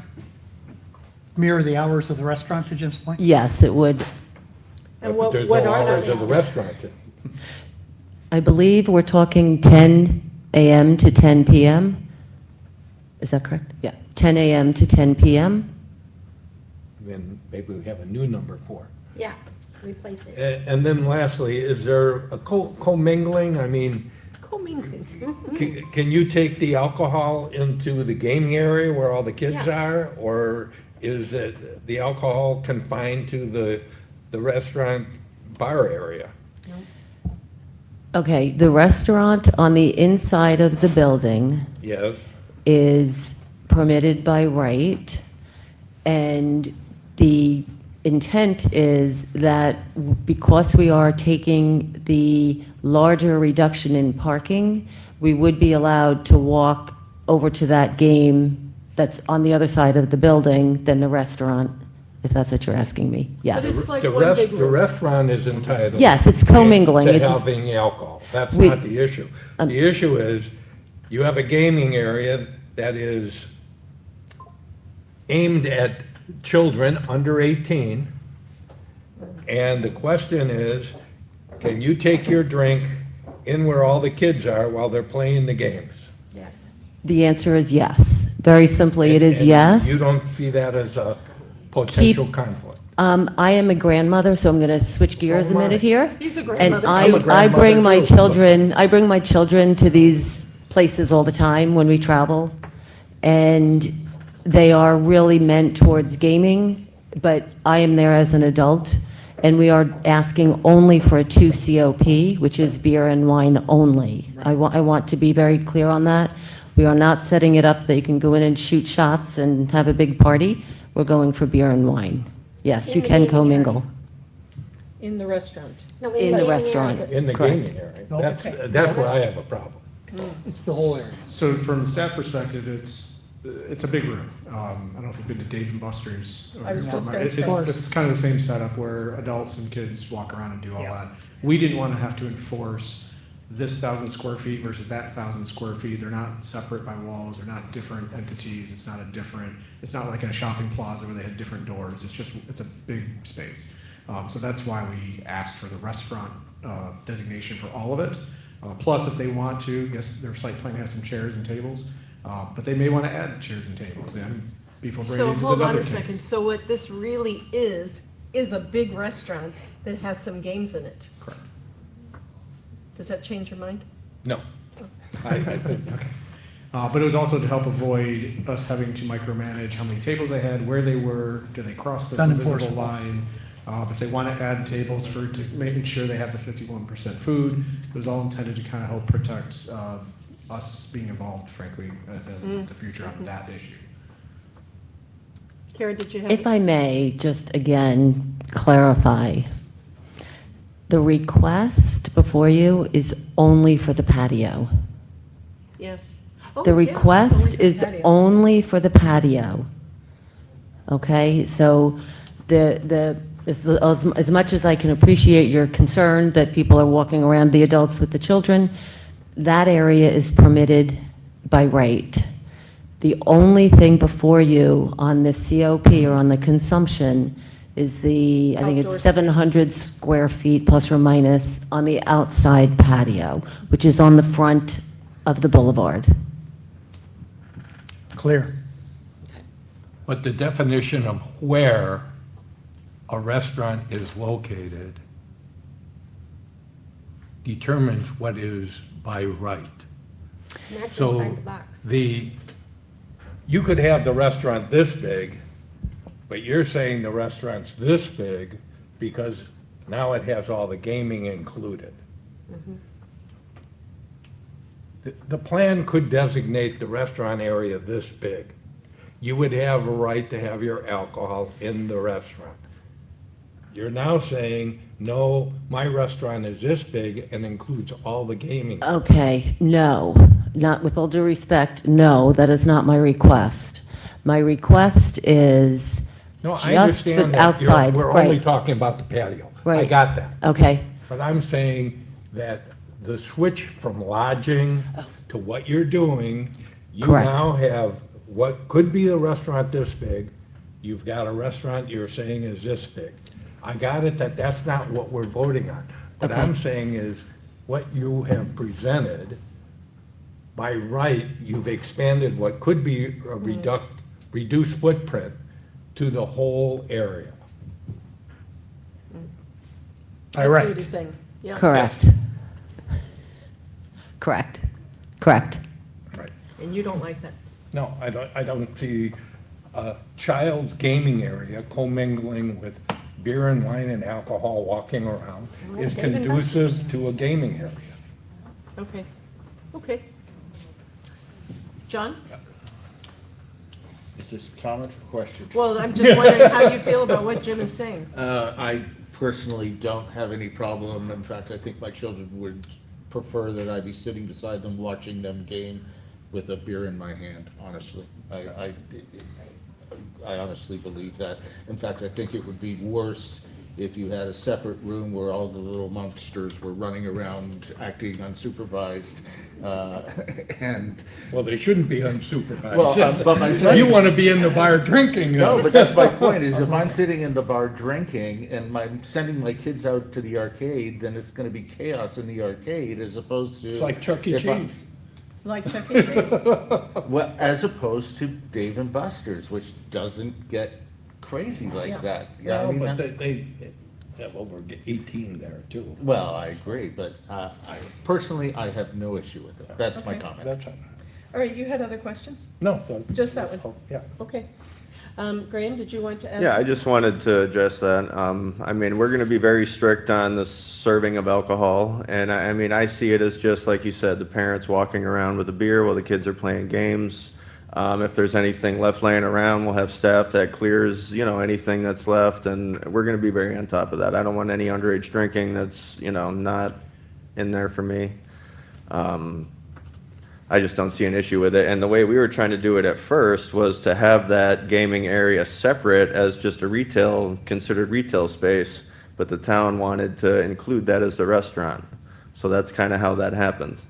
But I don't know. What was the logic? Why did the town want to expand it? Because it's a big open room. It'd be like It's a drawing a big line open on a room. piece of paper down the middle of this room, and you can only drink over here, and kids can. Yeah, it's unenforceable. Yeah. And the reality is they may want to expand their seating to increase their food sales, which then keeps them in compliance with the restaurant.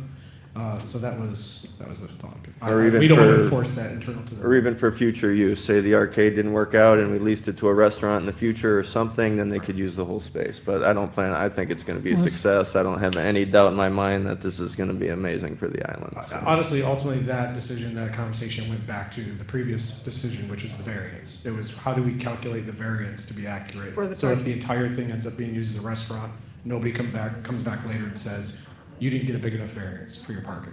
It Okay. really isn't as much related to this issue with the outdoor consumption. Okay. That, again, is tied to restaurant, no matter how big that space is internal. There will be strict supervision on alcohol, I can guarantee you that. Jim? That's a dad's. I think another opportunity to amplify, let the parents be the parents. Done. Okay. Any other questions? I have a couple comments. Nancy? I would recommend that we eliminate the word amplified. And the basis for my recommendation is there is a recent case. In number 4, are you referring to number 4 condition? I don't have it in We front took of that out me. totally. We're going to drop. We're Yeah, going to drop that. Where's amplified? In condition number 4? Number 3. that's what I understood. I think it's in number 3, isn't it? Okay. So Or- there's a recent court case. Hours of amplified music. It is at the circuit court level, and in a temporary injunction, the court found that limiting amplified music is basically an curtailment of First Amendment rights. In that particular case, the city had put some restrictions on an establishment. The plaintiff was Red, White, and Booze LLC. In the temporary injunction, the city may not enforce the permit's limitation to the use of acoustic string instruments. So we won't be able to be specific to the type of instruments. Enforcing the permit's limitation on the playing of amplified outdoor music. Enforcing the permit's ban on bass or acoustic drum sets or percussion instruments that repetitively produce similar impulsive sounds. So this particular case, it is a temporary injunction, so there'll probably be more litigation. But I do want to make you aware of that because it could, render some potential challenges to our ordinance if you were to approve and keep that in there. So just take out But the that word case also amplified. said the town's noise There you go. ordinance That is is the still rest of it. effective and enforceable. That is correct. The city, that the preliminary injunction shall not be construed to prohibit the city from enforcing either the general time restrictions for playing outdoor music, amplified or unamplified. I don't know why they put that in there. Or the general decibel limits. So that is what Jim was referring to. So the request is very simple with a long explanation. Just take out the word amplified. Okay, And that's in condition 3. yes. So right now, I show that we're going to eliminate the word amplified in condition 3. We're eliminating condition 4 entirely, and we're adding a condition for the hours of service and operation from 10 a.m. to 10 p.m. Can we add that as 4 so that That's it's a new number? fine with me. Thank you. Add that to 4. We'll replace So, 4 with that. uh-huh. Does anybody else have anything that was, all right? If there are no further questions for the staff or the applicant or discussion, may I have a motion, please? I'll make a motion to approve the special exception 202502228, eliminating the word amplification relative to the music in number 3, condition number 3, replacing the wordage for condition number 4 to hours of service and operation 10 a.m. to 10 p.m. And that's it. It meets. And that it meets the goals and objectives of the comprehensive plan and the land development code. And Support. thank you.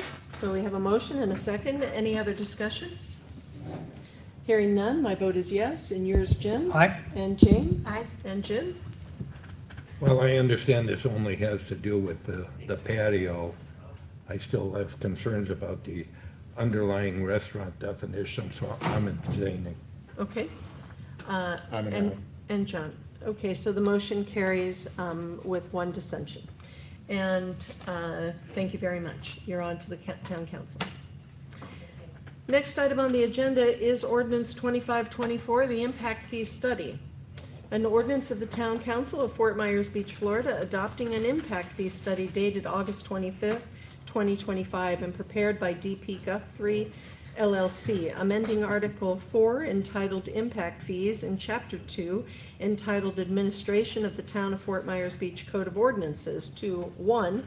Incorporate updated information contained in the reference impact fee study. 2, reduce the number of impact fee categories and specific uses. 3, change the method of calculation of fees for single-family homes from per dwelling to square footage range to reflect the typical impact of larger homes. And 4, reduce the amount of fees based on updated population and project expectations. And 5, providing for an update every 4 years payable from collected impact fees, providing for other clarifications as necessary, providing for conflicts of law, scrivener's errors, severability, and providing for an effective date. Madam Chair and members, this item before you is legislative in nature, so there's no need for any ex parte disclosures. Thank you. Jason? Just a point of clarification, Madam Yes. Attorney. Any changes that we propose to make have no Senate 180 issues in it? We're allowed to make these adjustments relative to these fees? There is pending litigation that has been rumored, and I think that there actually is a case that has been filed. However, I don't think that the proposed changes are going to be overly burdensome or more restrictive. However, that is your judgment call. Yeah, I think 26 municipalities have signed on to that legislation right now to try to have that overturned. So we'll see how it goes, but I just wanted to add on. That's SB 180 Yep, right. as a whole. That's right. Not specifically to the impact fees, although impact fees is part of that. Exactly. However, as Jason will explain, this is actually a little bit less intense. Right. So, Yeah, Perfect, thank you. Jason Green Community Development, to that point, I don't know that overturning of 180 affects the study ultimately, because the methodology and what's come out of it. So, yes, there's two parts as you've read. There's the study, which provides analysis of growth and capital projects and infrastructure, and everything with the rational nexus has to be tied back to that growth. What are the costs of providing facilities, mobility, parks and rec, as an example, for that growth? It is not a silver bullet to solve budget holes or budget issues or shortfalls of projects that are, or maintenance projects.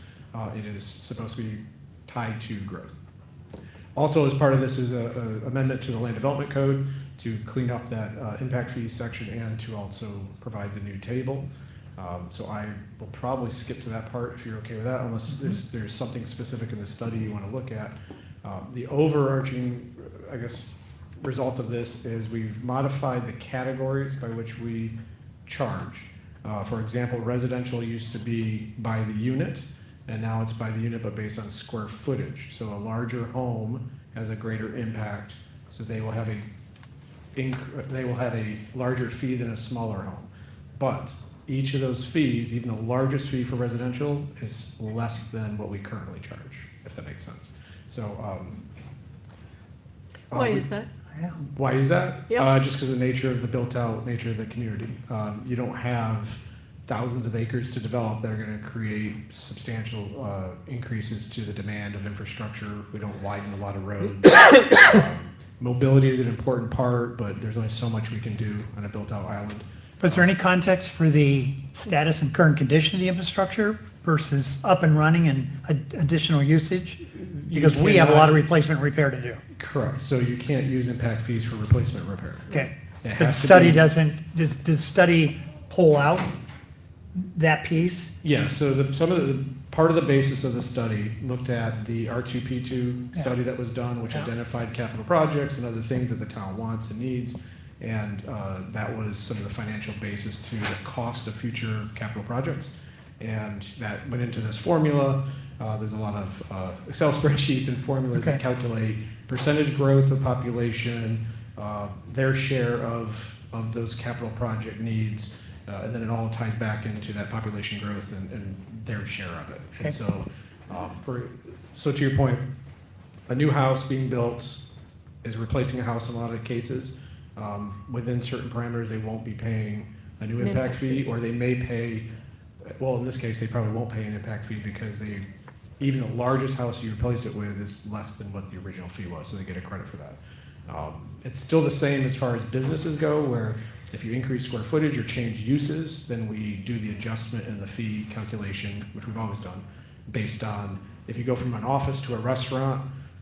In this, there's less categories, so it's making it easier for us to calculate is the first thing. And the second thing is the credit will carry over, if that makes sense. So a lot of rebuilding, yes, there's an increase in square footage, and that may have a small fee that they have to charge, but for the most part, they get a credit for what was there. But the 1,400 square foot cottage that was on a lot that is now a 5,500 square foot home, that person's going to see a no fee or some credit? Probably a no fee because the top square footage fee is less than the current fee, so their credit would be the same. There you go. No, they don't get money back, right? There's No, yeah. no money going out, That's but it's, interesting. yes. So, on the extreme side, like a Seagate, they had so many units, but, Yep. they're gonna be whole new construction. Will they be charged per unit? Yeah, so any project that we do, so if you look at the categories on the residential side, I mentioned the square footage, and it's in ranges. And then we have lodging, and we have retail, eating, drinking places, and then all other non-residential. Under the current impact fee, you have multiple non-residential categories, and then you have to define those and categorize the use. Sometimes you have mixed use. But yes, if you have a mixed-use project, you charge based on restaurants or other uses, and then hotel rooms and condos. So each unit, each type gets charged based on the category here. We've just tried to make it simpler to say, we have a lot of retail and a lot of eating and drinking restaurant places. That's kind of a category. And then everything else falls under this other category. So it'll be a lot easier on us to administer it and give answers to how much, in theory, a project will have impact for you. So those where we don't have specific codes written around, let me give you an example, and this is non-residential development. Where would you categorize the food truck park? Good question. Well, they don't have, they're not building there wouldn't be there's no brick and mortar building for that. Well, there is the part that the ice cream building was in. And each one of those Okay. food truck parks will have impact on, each one of those units will have impact Correct. on You're infrastructure. limited on the impact fees that you can charge based on the impact of the building, essentially. So the transient nature of, if that's what you're talking about, a park where, right, there's not a fee for those transient nature components. I don't, and you can't, while we're at this developmental stage, you can't have a capture category, because there will be an impact. Sure. They're transient by description. I don't think it's gonna be by operation. Okay. I think you're gonna be there, and you're gonna wanna get there, and you wanna stay there for lots of years. And we don't have codes set up on that, on how to specifically administer all that. So I didn't want some of these escapees Sure. to get out, they're gonna have impacts, and I think significant impacts over a period of time. And that's fair. And I'll double check that with our team, but my understanding with the Florida Impact Fee Act is that you're prevented from that because of, it's basically not brick and mortar. Can you look at Bonita Springs and the other ones that already have these up operating and see how they end up handling that with their current codes? Sure. Okay, thanks. Absolutely. We can use that as a test case to check. That'd be great, thanks. Okay, Any other kind of structures that feel like it's still left open? Is there any ability on the fees to have a annual cost of living adjustment for inflation, or is it just subject to a 4-year review? Yeah, yes and no. So the simple answer is we're required to redo the study every 4 years and update those based on how your CIP is going and other impacts, right? Or if there's a substantial amount of growth that's been approved, what is the impact of that population, full-time and, transient population? So under the state law, we have to do it every 4 years. So that's going to help capture some of the changes in the evolution of cost of living, and did we add projects? Did we find something that we realized we needed? How much of that is related to growth? All of that is supposed to be captured every 4 years, and that's a pretty strict requirement. So an annual CPI increase is... No, what a lot of communities have done is they've adopted a less impact fee based on what they call 100%, and then they've increased it over time, but you're also starting at less than 100%. So that's not really what you're talking about, the COLA. So that's what the 4 years will capture those costs. Because what we do is we also look at like FDOT costs. What was a trail? What was road widenings? What were light street traffic light projects? How much did they cost over the last 4 to 5 years? And then we project, obviously, increases of what the cost is, 10%, 20%, whatever, into the project cost. So we try to project that accurately based on the past 5 years, for example. Jason, because we're all... So I wouldn't, just because that study should be able to capture those costs, and we don't know what that COLA is, then we'd have to adjust it every year, and you're back to where you were with every 4 years. We're all, speaking for myself in particular, on a learning curve on this, which is why I appreciate the details. So tell me when these fees are assessed chronologically. Context of the question is, we have very limited liquidity resources in the common sense as a community, small.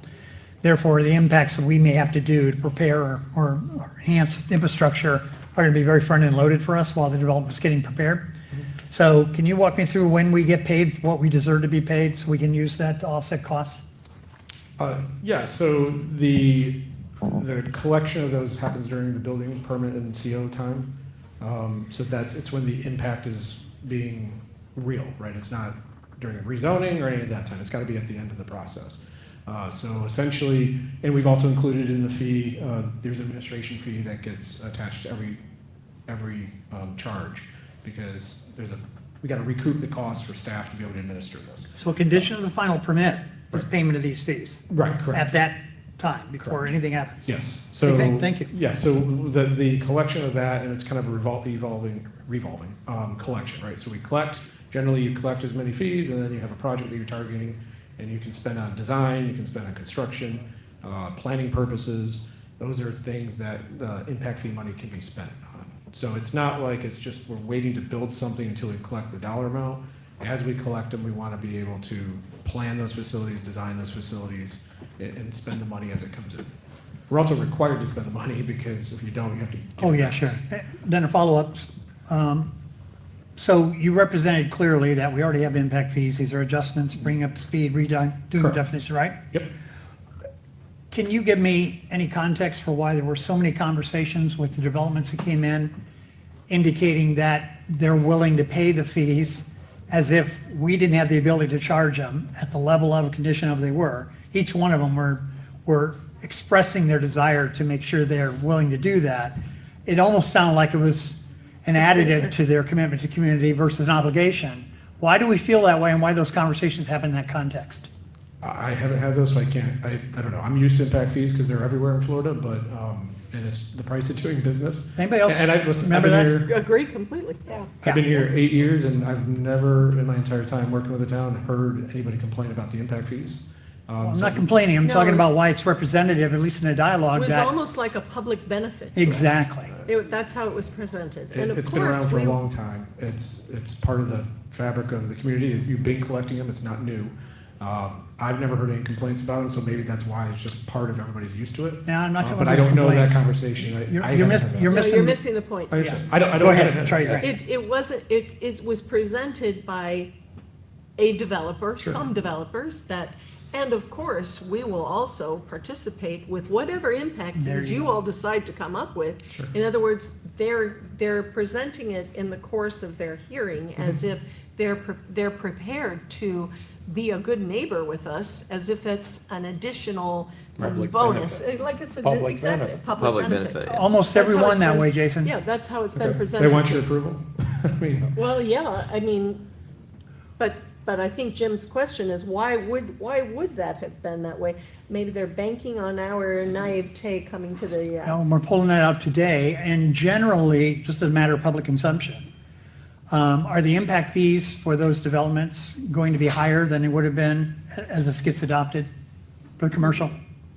no, so again, the per unit charge across the board, even though we change how we do the categories and how the collection method, overall would be less on the per unit basis than. Why? the current. It's Why? what- Because you have to base it on your financial impact, the share of new development as part of your capital program. You can't just say, we want to charge people more. 180, you got Senate Bill 180 that talks about the methodology and how you do that. But secondly, your cost of your infrastructure of new related to growth doesn't show that. Now, remember, it's a percent, right? So you could add 1,000 more projects to your list and say, we need these because of growth, but growth is still only going to pay a percentage of that. Where does the other percentage come from? It comes from the existing community. So, yeah, you can get that number higher per unit. You can add millions and millions of dollars of projects, but then you are saying you as a community are going to fund the rest of those, and you're farthering the hole. But does it make common sense for you, just in the time value of money? Cost That- of living, you would. Exactly. That Exactly. 10 years ago, when were these adopted? Many, many years ago. I assume we haven't kept up to our 4 years? It's been more than 4 years. Yeah, of course. So all costs in every aspect have escalated exponentially for some periods of time. And yet the impact that we're going to charge the most significant new users of our infrastructure is actually less than it sits today. On a per unit, yes. So if we don't adopt these, we can charge them more?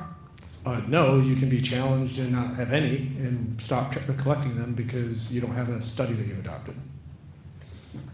But we're already in violation of not doing it in the 4 years, right? I'm just presenting you a study for you to consider right now. I don't want to go down that path, but All right. you Fair have to enough. regularly update and do a study. And right now, under state law, moving forward, it's every 4 years. Well, let me ask it differently now. Are there any bolt-ons that we can do as a matter of course?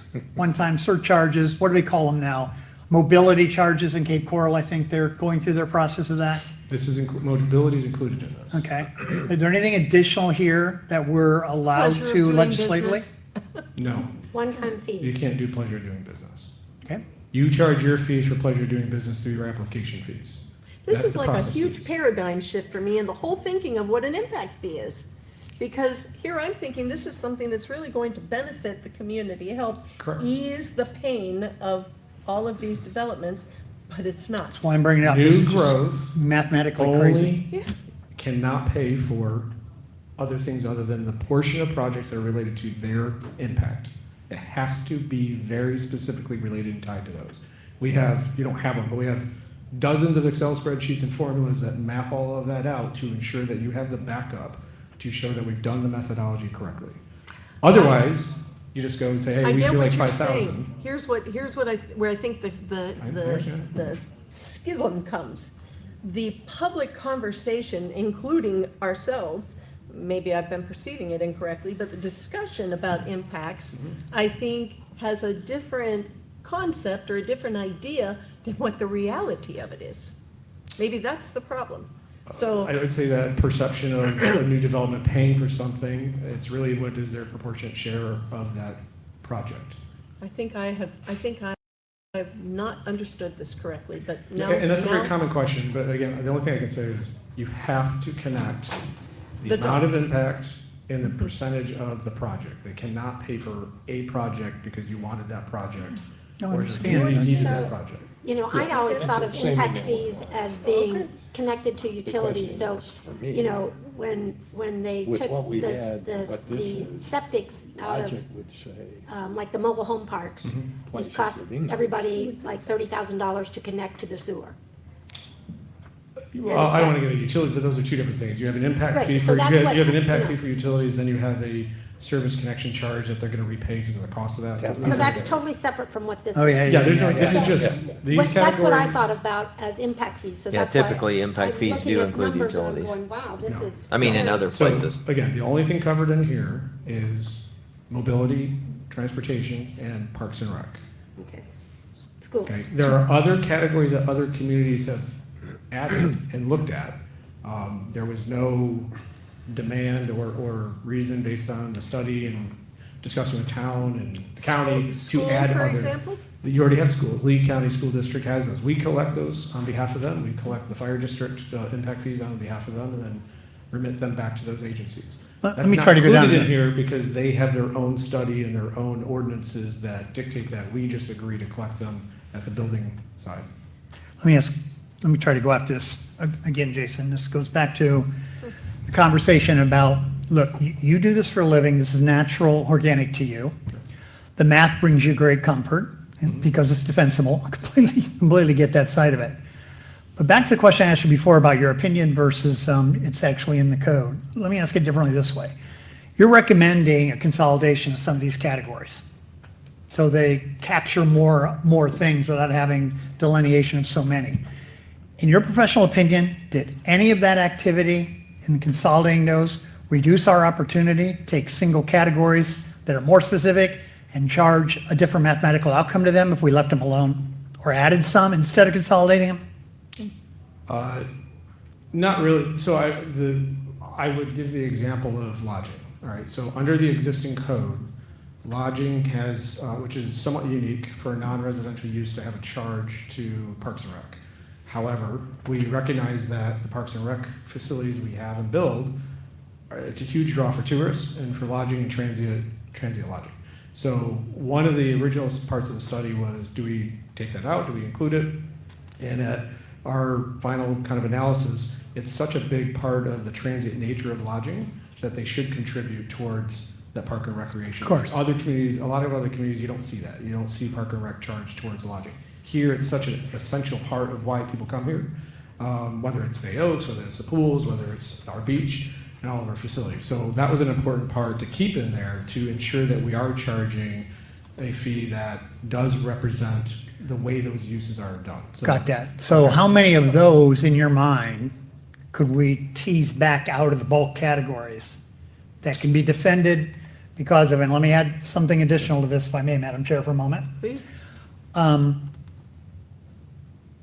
FEMA clearly identifies and delineates the geographical existence and therefore peril of communities like ours. They're subject to attacks by nature.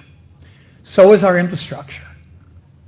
So is there a category that like-kind coastal communities get pulled out from Toledo, Ohio, where they're not subject to the potential devastations and all of that to go in with when impact fees are put in place for hardening, for immediate remediation of disaster situations, all of that, we should, in my mind, logically, based on the other side of the argument from FEMA, we should be able to build additional reserves through impact studies to make sure that we can respond in kind for situations that are unique very much to us. Yeah, but the example you gave, there are things that impact fees can't pay for because it's not the growth of the community and the population increase. It's a But when we change build the in new, growth. we can build the new double as strong Correct. as Okay. normal would be if we can include that in our calculations and get paid for it. But that has nothing to do with the population increase or the amount of users that come to the island. That is a structural construction type conversation and the cost of construction versus, is it 100 people or 50 people? Yeah, That- I'm only that's the talking about problem the with that, is stability. impact fees are so narrowly defined by state law and what we can use them for that you can't say, well, we want to build something hard, but more resilient So we're gonna We can be charge told to impact do that with our facilities out here, but we can't get the income we need to build an infrastructure beyond the normal coded requirements for the same reason. Correct, and those two worlds they live around each other for us, but they don't, They don't communicate. law-wise, they don't mix. You know why we're asking all this, right? This is our one chance to get into this. I understand. And you're obviously prepared, but I want to be convinced, and I guess that's the point of it. So- I'm not. The threat of adding those fringe areas and teasing that out, and I understand, and I understand where you're coming from, is the challenges, right? So we're trying to be as specific to what the law says we can do and play within the parameters that we've had and try to make as minimal changes related to what we have now to today and make sure that we're consistent and compliant so that it stands up to challenge, right? That's ultimately what our job is to do to you, is to present that. And I think that's what this does, based on our experience. But I can also make a case for standing up to challenge because we have rationale around why we're doing them, so let them challenge us. I'm not afraid of that, and our community deserves it. And the peril that we put everything in by not at least trying that, I realize your point of view and perspective and mindset is to make sure we're never in that situation. Mine goes along the line, bring it on. And we're gonna build it right, and we're gonna charge the people that are gonna impact it to build it right. And if they wanna make an argument that we don't want them to build it right, I'd like to hear that. And I don't know- Durability-wise. I don't know where this is going, but if you're talking about structures itself, I wouldn't, we'd have to go back and look. I wouldn't know how to translate to an impact fee, right? Because again, impact fee is about number of people, number of users, population increase, and what does that require based on your level of service, just like roads, right? We don't widen a lot of roads, but roads is a very hot topic with impact fees. Turn lanes, some street lighting related capacity. It's got to be capacity related. Everything in the impact fees has to be related to a charge to create capacity in a public facility. So if you're building a new park, you've created additional park space. If you add lights to that park, like ball fields, you've increased capacity of that field because you can have more teams play on it in the same day, correct? But repairing things and maintaining things, you can't use that. One more thing, and I'll stop, I promise. It's, do you have access to, in a fairly real time, say, last 5 years, the communities, Florida in particular, of course, it's a much different place now, Florida is, than it was 5 years ago, just based on what we've been all through together. So there's a much deeper receptivity to being more creative, flexible, and realistic, rational around what we need to do to protect ourselves. Had somebody else gone through this, that you found any best practices with other communities that challenged protocol and build it in any way along the lines I'm asking you to think about here? Probably not exactly what you're talking about. There's other communities that have created new categories by which to charge the impact fee. So libraries is one thing that communities have charged. We already have that district. We've seen government categories, but again, those monies are only supposed to be spent on. Are there any wave mitigation wall That's what I categories? was just gonna say. So that is a very complicated topic because it has to. I don't need to watch the watch. Have you seen, does St. No. Pete Tampa do it? No, what I've So seen what- is projects that were related to hardening or other items, if they were able to create a mobility component, connectivity component, there's a portion of that that potentially could be paid for, but not necessarily, I have not seen the hardening part of it, what you're talking about, as far as that goes. Related to impact fees. Is there a graph document where we can see what it currently is? And because what we have here it doesn't on tell us impact anything. fees, you've got regional and schools included in the existing. But then when we get to what is proposed, those have been eliminated on the chart. I'm assuming that they're still paying the school park or school donation. It's just not part of this, or there is no school donation. We already know the school district doesn't like us, so. No, so we collect, through our ordinance, we agree to collect school district impact fees and fire district impact fees. That's been that way and that's in here. Okay. We do that as a pass-through, okay? So So they it's adopt. not listed, that's what I'm saying. Correct. Do we have a graph where we can see side by side? Because what this looks like, I mean, what we have currently is, Well, the reason why we struck those categories, those columns, is because 'Cause they're they're not our pass-through. impact fees. And every time you adopt it in our land development or code, every time they change their impact fee, we have to go back and amend our land development code, which we weren't doing. So the problem was those fees you see there listed hadn't been changed in a number of years, despite the ordinances being changed and adopted and changed by the school board and the fire district. So our impact fees. The that we- pass-throughs you've eliminated, so these are all No, directly. we've eliminated it from it being in the land development code. Right, But in right. this text, it still says the town shall collect those on behalf of those agencies. And then we monthly or quarterly, whatever, pass it on to them. But But it didn't make any sense to publish in our code what their fee is, since they changed their fees at their own schedule.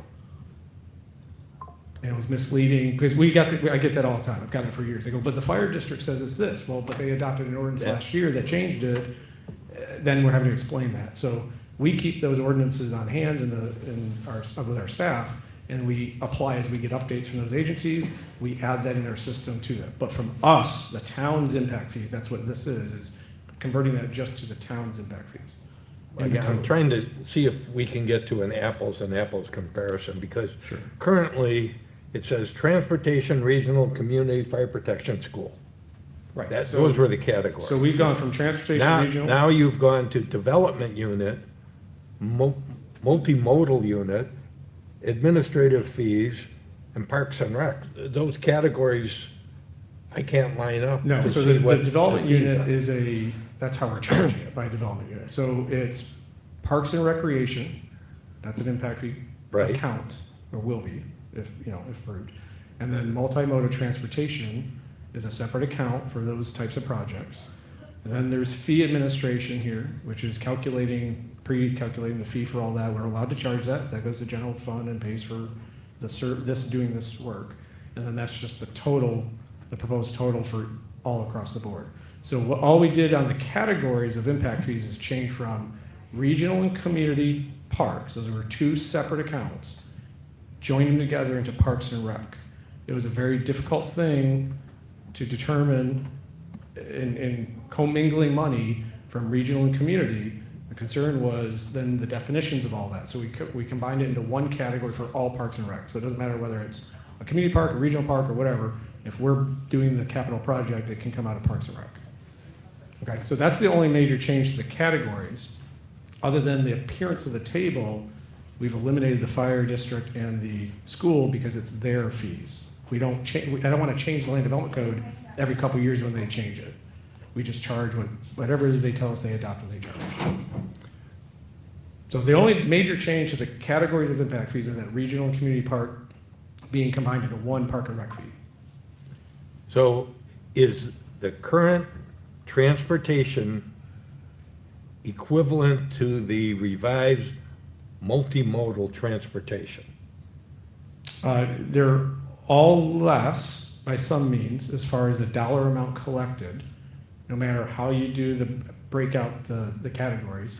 I probably have a spreadsheet that shows all the former or the current categories and how much the current fee is different from those.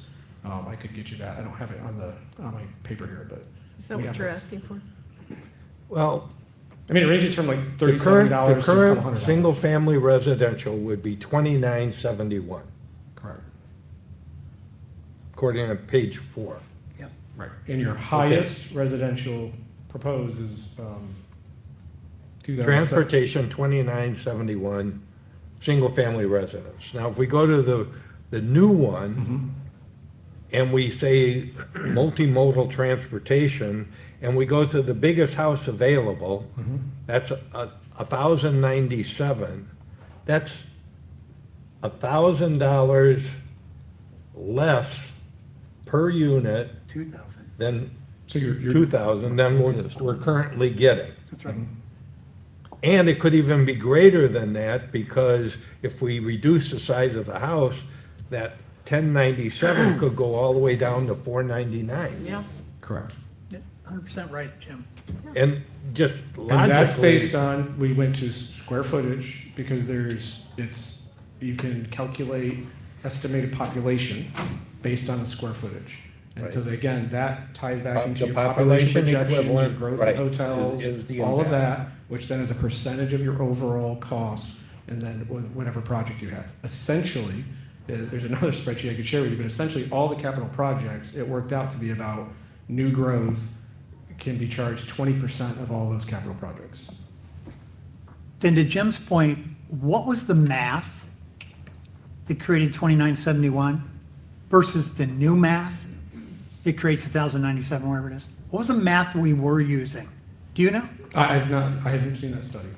It's old, if it even. I don't know why, it just feels completely reversed in how you do the math. I'd like to see the previous math and make sure whether it was a multiplier in there or some other variable condition that we're no longer considering because it's either not being used, or even if the old math has been challenged, I'd like to see that. I think, I don't know, it just doesn't settle with me at all that. You know, the perspective is you're talking limitations and we're talking possibilities. What's the possibility for the town? What can we possibly do? And those projects that came back out of that analysis were fed into this to create this. So as far as I know, anything that was thought of, as far as that R2P2 and some other projects that we got from staff and everybody else, that's been kind of fed into the process to calculate that. Right? Listen, we waited, that we're here now and not 5 months ago because we were waiting and trying to make sure that recovery process and the thought process and the feedback from comp plan and what do people want to see and the R2P2, trying to maximize projects, but at the same time, the more you maximize that, I said this earlier, that 20% comes off, who's going to pay for the other 80%? What if we disagree with the methodology? You have the advantage of obviously working on that, but I would love to see the methodology changes between the two periods. And also, I mean, we have a right, I think, to challenge how we got to where we are, not just challenge where we are. And that's what's fundamentally disturbing me, that I'm not comfortable and maybe I shouldn't be, maybe it's not my role. Maybe you'll tell me, hey, stay in your lane. I don't know what that looks like or feels like, but I can't get to C, D, and F, C, D, and E, and F without the ABC for me of the methodology changes. And if it's nothing, and just fundamentally, yesterday and tomorrow are different mathematical outcomes and impact regardless of what we do. Chair, that's just where I am. I don't know how to properly analyze this without that inclusion in methodology. And I don't mind answering some of the questions. I would like a couple-minute recess to confer with Nancy on a couple items You know before I what? answer your question. This is a public hearing, and I see some public antsy to say something.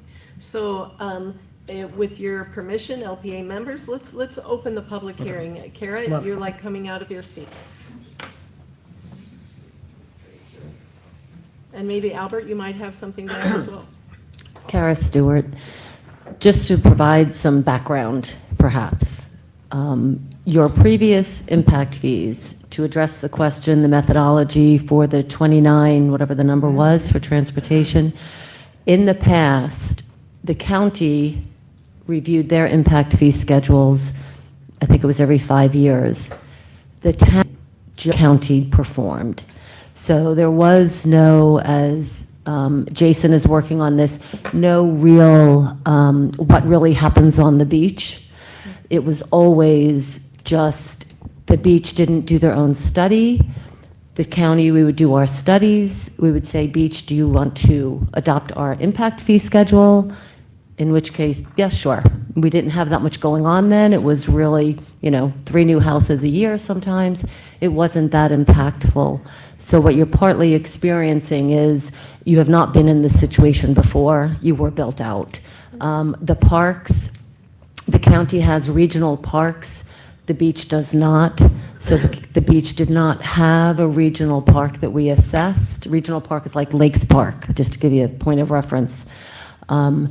So, and as the school does their impact fees, again, everyone just adopts, carries on, collects, and does the pass-through. So I just wanted to clarify when we're talking about why is there such a big nexus, that might help clarify that, because it was always, I've been involved with this for 25, 26 years. The beach always just adopted what the county put forward. So Madam Chair, I know we can't interact with the public comment, but for you, so if Lee County has found a way to enhance the financial impact that we can collect through adopting their fee impact study versus our own? Maybe we Are we getting that option to discuss and debate? I don't know. And that's not, I know we can't interact during the public Let's hearing, adopt but the county we can do that later. Let's see what Albert has to I say. love what Albert has to say. Albert, Let's see where the county is. let's see where the county is. Higher. I want to write something before I forget. Hope I don't jump all over the place here because this wasn't prepared to kind of comment, but I'm hearing this as it comes out fluidly. I'm glad to hear everyone understand and just all of us getting up to speed about impact fees and how it's actually done. And I think to go back without mentioning project names about what was said and what reality happens. From my perspective, my commercial clients and even residential clients, some that have not come to you for you just yet in our public, the lot of the people that are doing projects that had never done anything before assumed there was no impact fee. We educated them and told them there is an impact fee. Just like Kara just mentioned, it was status quo for a year on the beach. What did you guys actually build besides a giant Margaritaville? Right? So that's the reason why there's a lot of misconception and not knowing what we do versus other counties do as well too. For me, as an architect and property owner, more on the property owner side of things, I've always been against impact fees in general. But we have to put that in an equation in context of where you guys are at. What are you going to actually gain? And what are you actually going to get at a dollar value? Because if every single home, if you were built, is rebuilt, you're hardly going to get any impact fee. Right. I have one client down on the south end that actually owned one lot that I didn't even know never had a house. It was never addressed. Last year, when they submitted, they got their fee schedule for permit. They stopped for other reasons. I'm not sure if it's directly an impact fee, but that they realized that. We told them, yes, it's going to be an impact fee. I forgot what the total comes up, but it's on the permit portal. You can look up anyone's brand new project. You'll see on there the line by line, I don't know, for school, park, regional. You know, I think where I was about $9,000 or so for a brand new home.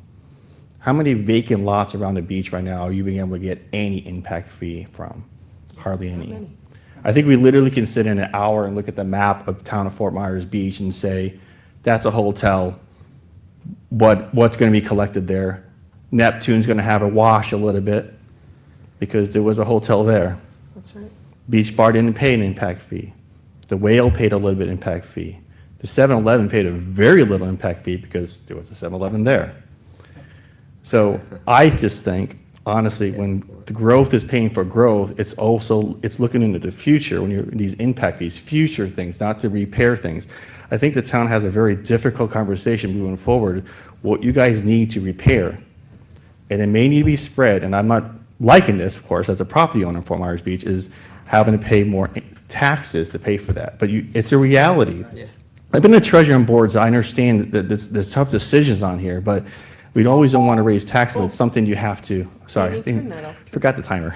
No, keep going. But I just think we're putting a lot of effort on this. I know it's a little eye-opening, but what are we getting out? What are we going to net here? Yeah. And I think there's something else too. I don't know, Carrie, you want to bring up about the 5-year timer? Yeah, there's a 5-year timer in an LDC code. It says if the property is vacant for 5 years, you're not going to get credits for impact fees. A lot of people were in a 30-year hurricane. You realize, like, even a commercial project coming to this day, a lot of people say breaking ground January, February, and all that stuff. I'm the person that is the bearer of bad news because I'm the reality of things. Got a year DEP permitting, you got a year of this permitting, development orders in town of Fort Myers Beach takes 6 to 8 months, if not a year sometimes. Something's gonna happen concurrently. DEP takes a year at times. The more things you do, the longer it takes. You may not see these projects into the ground until 6 years after the hurricane. And if those people have to pay impact fees because that line says after 5 years, you don't get any credits, that's gonna be disadvantage for commercial development. So it's a combination, you guys need the commercial development to offset other things as well too. So just an interesting dynamic of things. I would just want to say, I don't know if I said it first, was the single family, just have one fee for single family homes. I don't know of a jurisdiction around here where there is impact fee for sizes of home. Just have one fee, just make it simpler. Thanks, Albert. Anybody else want to say anything? Okay. Closing the public comment. Go ahead, Jason. I'm good, just waiting for questions. John, you haven't said anything. Any commentary? Yeah, I mean, I hate to do this because I'm a math science guy, but in my gut, it feels wrong that the fees are much lower than they were historically. That just doesn't seem like the maths at that point. But I also think that there's a misconception in the community, amongst us even perhaps, that impact fees are going to be required for any type of redevelopment, and it's for development of new growth, right? That's really the issue here. Right. The impact of that development. Right, so we go through a process of credits, and it's spelled out in the code, but it's essentially, and Margaritaville did this, all of them have done that. They say, I had 3 units, I'm building back 3 units, we confirm, we verify, you plug them in. If you're a big project like Margaritaville was, it's how many units and duplexes do they have on site, how much was resort, how much was restaurant, blah, blah, blah. We do all that math, we add up the new, and it nets out to a number. Right. So sorry, just to confirm my thinking, that's the question, is, so if you're doing like-for-like redevelopment, and the number of units is not expanding, the chances of an impact fee being meaningful are nil. Correct. However, if you have a like-to-like development and you're doubling the intensity of that, Correct. then you would see impact fees for the delta between what the original was and the proposed new build would be. Correct. And I think that's acceptable. I wonder why the per unit is going down, but I think there's also a misconception out there as to, do impact fees, that it isn't the net growth, that it is just the rebuild included, and that's just not the case. And the reality is very few projects anywhere that impact fees paid for that project, right? Impact fees generally are a portion or a contribution to a project. There's gas taxes, there's general revenue, there's whatever, right? And generally, you like to keep it to that ratio of what you're collecting from new and what have you. So I think because the amount of project, honestly, I think it's because of the amount of projects you see in Lee County. Maybe there's a misconception that why do they have all this money? They're talking about thousands and thousands of acres of development on green space, right? Of new development. Yeah. Right. So it's a little bit misleading when you see, oh, there's a new road being built because of this project. Well, the developer paid for a portion, Impact's paid for a portion, somebody else paid for a portion, right? I mean, so I understand the concern and the questioning. It's just, we're trying to stick to what the law says as far as being careful. 180 makes it more complicated. It's just, Yeah, if you're expanding And the Bonita math is the- Springs and into the math is the the math, unfortunately. farmlands, go at it. Yeah, But if you're not, exactly. it doesn't Exactly. count. So, Dawn, I'm sorry. so my question is, the Lee County that we used to just accept and move forward, is theirs higher than ours or lower? The Lee, we didn't accept it before. The Lee County School District has a separate impact fee for schools that we collect on their behalf and then give to them. The fire district has an impact fee that we collect and pass on to them. We don't have anything to do with Lee County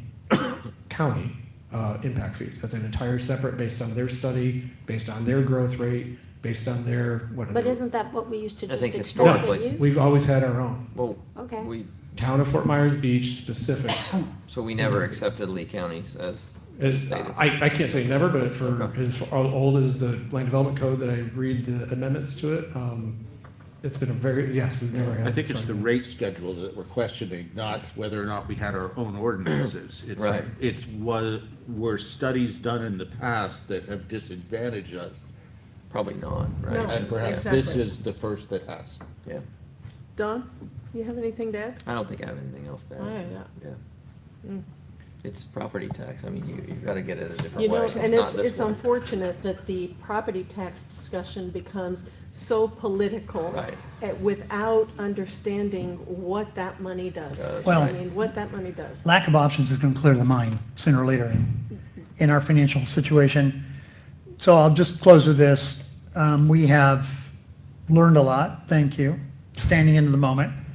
I think what part of our angst is all the discovery and the learning, but in addition to that, we only have this moment. There's some parcels we all know about. This island isn't going to be rebuilt with a whole bunch of, as you call it, new growth categories. I hope it's rebuilt with a whole lot of things that we can make resilient and had before, and they don't impact fees, not what I'm talking about at all. But the ones that are coming, that are big, that will have moments in time not to be repeated, and we all know those parcels, I just want to be reassured or convinced that everything we're doing, get the maximum economic advantage impact from that at the transaction level, not the reoccurring revenue, relevant taxes, impact, et cetera, that we can legally step into that and demand, request, and put it as part of the approval. Sure, and I would combine that with your DAs and your CPDs that come through, that's your negotiation. Yeah. Right, there's an impact from that development, and some have room or don't have room to provide parks, some have pedestrian facilities, trails they can, right, that discussion helps this whole thing. Public So- benefit is certainly one thing, and it's important, it's highly volatile around here, but the financial impact that they can provide in an advantaged way, Sure. maybe not just an obligatory way, Right. we should be a lot more aggressive about, because this is coming back to the residents and property taxes I don't disagree, but I don't. sooner rather than later. And I've been saying that for 2 years, I think, and I actually for this whole time. of Me study, too, by the I'm way. Trying to warn everybody, it's not gonna come out the way everybody thinks, it's not a silver bullet.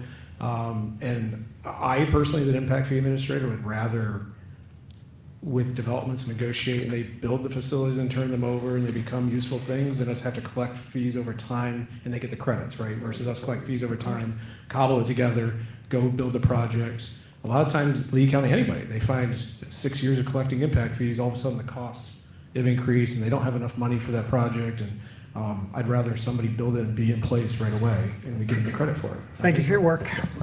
So here's my question to you all. Do you feel comfortable passing this ordinance on to the council, or do you want more information, or what's your pleasure? And if I may, I do want some input on that 5-year rule because it can work both ways. I think the shorter time frame you have, you create opportunities to create more impact fee revenue because you expire their exemption, but at the same time, it's not based, that's probably not the way anybody wants to go because it's also based on a disaster. How much do you pay for your professional help with these consultants, et cetera? If we did this every 2 or every 3, what's the cost to the town to do that? To shorten it or increase the time? If we shorten it, do it more often, but you've got consultants that have to validate, recommend, and do the analysis. How much did you pay out of pocket No, to get what that I out? mean is No, that that's the how we 5-year, started. Five-year so lock. after Oh, 5 the lock, years. oh, the lock, okay. After 5 years, the credit that you get for what was there I before got it, goes I got away it. right now. That's Okay. been in the code, but again, to their point, people that That's spoke. what Albert was It's bringing never up. really Yeah. been used, very rarely, I right? got you. But it encourages redevelopment if you leave it at 5 years, but after Yeah. an event like Ian. But it puts them up against. Right. I mean, we're 3 years, right? So Absolutely, yeah. people just figure out what they're gonna do with the property. It can be a challenge, so. You It'll don't have any- increase revenue. You don't have any flexibility and complexity, outside units involved on where to make that discretion? Some of them are pretty straightforward, some of them are gonna take a lot more, so the 5 years is actually tight for some, but it's long for others? What do you have project by project flexibility on that? You should adopt a timeline across the board for. What parents. starts the clock? The item, so the clock ends when they apply for the building permit, essentially, right? If it's within 7 years of the use going, The after, clock- right, so after, when the use is gone, you have 7 years to get credit for what was there. Or 5 years to get credit for what was there right now under the current code. So they have to figure it out, insurance, design, plan, and do all of that, and then start to go to construction within 5 years. Is it more typical to be 7 to 10 or in other communities? Yeah, 5 is a little short, and it was more based on a built-out community. Yeah. I think your 7 is pushing better towards what's more typical. We have, I believe it's 10 years to spend the funds, so I don't know that there's any reason why you wouldn't necessarily get closer to matching those 2 times. So this 5-year timeframe doesn't, the clock doesn't start ticking because, let's use Neptune since Albert said Neptune. Their clock started ticking when? When does their 5-year count start? Really by when they demoed. Yeah, By it's a when demo they permit, demo. right? Yeah. So take when a, they take a demo. non-storm situation, pre-storm, all that, somebody tears down a house, they kind of, I don't know, they end up going back up north, they forget what they're doing. It was 5 years, it started when they demoed that house. And so Let's take after a, 5 years, let's you take don't- a bigger project like Moss Marine. Moss Marine's probably not gonna demo anything Right. immediately, so it is a marina right now, but they're changing a lot of uses, adding uses. So how does that? When I they guess- develop that project, once they tear down stuff, there's a different timeline. There may be with larger, you're making me think of this, when there's larger projects and they phase, there may be different time triggers for each phase as they go. But the replacement and to get the credit, I want to build a new hotel, my old hotel got demoed. That 5-year timeline starts then. So Once it you get also, past that time, you don't get the credit, we have to charge you the full impact fee, you Okay. don't get the credit. I like the longer timeline too, because I'm not saying anyone did this or knew it, but you could game it, in the event of a fire or storm, you don't demo it for maybe 2 years after a storm, because it gives you 2 more years, right? And what I can do is I So- look at, the next time you do the study, we're, 4 years from now, are we still seeing things sit around? So maybe that's when you go, okay, let's look at doing, I don't know, if 180 is around or not, but can we do a shorter time frame to then re-encourage and go back to that's a possibility. I wonder, can we set an exception for an event? Why You know, would like it be it's- loss of demo instead of loss of use? I mean, Yes, Is that instead a- of loss of use. So Hurricane Ian would be loss of use of your hotel units. That would actually squeeze your timeline even more, because It your would. structure is still It there. would, yeah. It would. Yeah, yeah. But Oh, it- you mean for a longer timeline? well, if we coupled that with a longer timeline, we would then, I think, encourage the cleanup and demo of properties. Right. Yeah, But exactly. also not discourage the development of these new I agree. properties. So To get if through the we- process, yeah. So, Okay. it's almost like, Yeah. what is Yeah. it, carrot and stick, Yeah, because we right? want to encourage So- the buildings that need to come down, Right. and, we still give them the time frame to figure out what they're gonna do, but, or while they're figuring out what they want to do, we want them down so that it's not, So if they know the clock starts when they tear it down, Yeah, no. Won't they that just shouldn't leave be- it up? that Shouldn't be the clock start. Well, I mean, I yeah, can't- there's a whole. then I know what the clock's gonna be. There's a whole dilapidated structure trigger, there's a whole. Oh, yeah, Yeah. but you gotta go through that legal process for all that. Yeah. Yes. Yeah, you can delay it, so it feels like, So like what I'll from do the loss then, of use. if you all want that, then I'll go back and double research that that it can be based on a loss of use. That's a. I have I no would- expertise in this, obviously, but it seems to me that it would be intelligent for it to be loss of use, and I don't know what the number is, somebody can tell me. who Loss or knows- change. Or, sure, Yep. because it would have to be if somebody Yeah. did that, so absolutely. But then the timeline by which you are, for lack of a better word, Grandfathered. grandfathered into the. 10 years. Into the value, I think, Well, if 'cause- we did both of them, Yes. perhaps an extension to 10 years would make more sense. right. And it matches the 10 years to use the funds, right, as well? Yes. Yeah. Yep. So it's the 10 years. In other words, if they wait 9 years and 11 months and then give you a month with the money? No, it's a permit. They have to get the Yeah. permit. Yeah. Yeah, no, you have to have a permit. I just want to make sure, you talk about, you have 10 years to spend the money. What's the earliest we can get the money? At the permit. At Or the CO permit. permit. And actually, process. they only have to apply for the permit to stop the clock, right? No, it's, let me double check. I think it's actually as we get towards the CO. Okay. There's a- Oh, really? Yeah. That's way up there. That's what I was gonna say. I thought it was We issued. usually collect when it's issued, but the timeline, I'll double check on if it's the same thing. Because to your point, you could get it permanent and sit. Of course. Thanks. And I see it happening. That's also limited by building code. But they expire too, right? I mean, you have to Yeah, extend You have them. to do something. get Renewals like that. We're this, we now know they're this, transportation. Yeah. What's that? I still think it's a benefit to have a side-by-side Okay, comparison. and I have one, I didn't include it. For the that's my fault. public, for the I council. didn't include it. No. I didn't include it. Okay. So, Madam Chair, I'll be one to answer your question. You can go around with the rest of your team. I have no problem advancing this to council. I think there's going to be all kinds of conversations. Subsequent to that, our delaying it, getting it to there isn't going to create a new insights. They're going to have their own public hearings, they're going to have their feedback, they have the benefit of this conversation, and the public now can digest the reality that we just went through. So let's get on with seeing how it looks when it gets to the people that formally have to adopt it anyway. So Jason, can you have those things, as Jim is suggesting, give those comparisons to them? As John is suggesting, expanding the time frame, like Don also said. And so they have the benefit of all of that information and looking at it all at once? Yes, we have all those tables, spreadsheets. I'll try to include all, Was there as much of something that else, information as anybody possible. think, something else? I also Okay. anticipate we would meet with them individually and go over these and show Yep, them all very that, since good they'll have the idea. same questions. Absolutely. Very good idea. And I'll confirm the start-stop of the timeline. Okay. So what do you need from us? Any other, Do we have to- we have to have a motion to pass this on to them. Don't we, Nancy? Yes, Is it, that's it, yeah. So, I'll be glad to move ordinance Thank you, Jim. 2524 impact fee study for the consideration by the town council. Second. And that's including the LDC. It is, yes. With the inclusions of the requests. yes. Yes. So there's a motion. Who was the second, Second. Don? Any further discussion on that? All those in favor say aye. Aye. No, you want a roll call, Nancy, Amy? Jim? Aye. Don? Aye. Jane? Aye. Aye. Jim? Aye. John? Aye. Okay. Oof, boy, that's a, you know, one of the things I hate most in the world is not knowing something.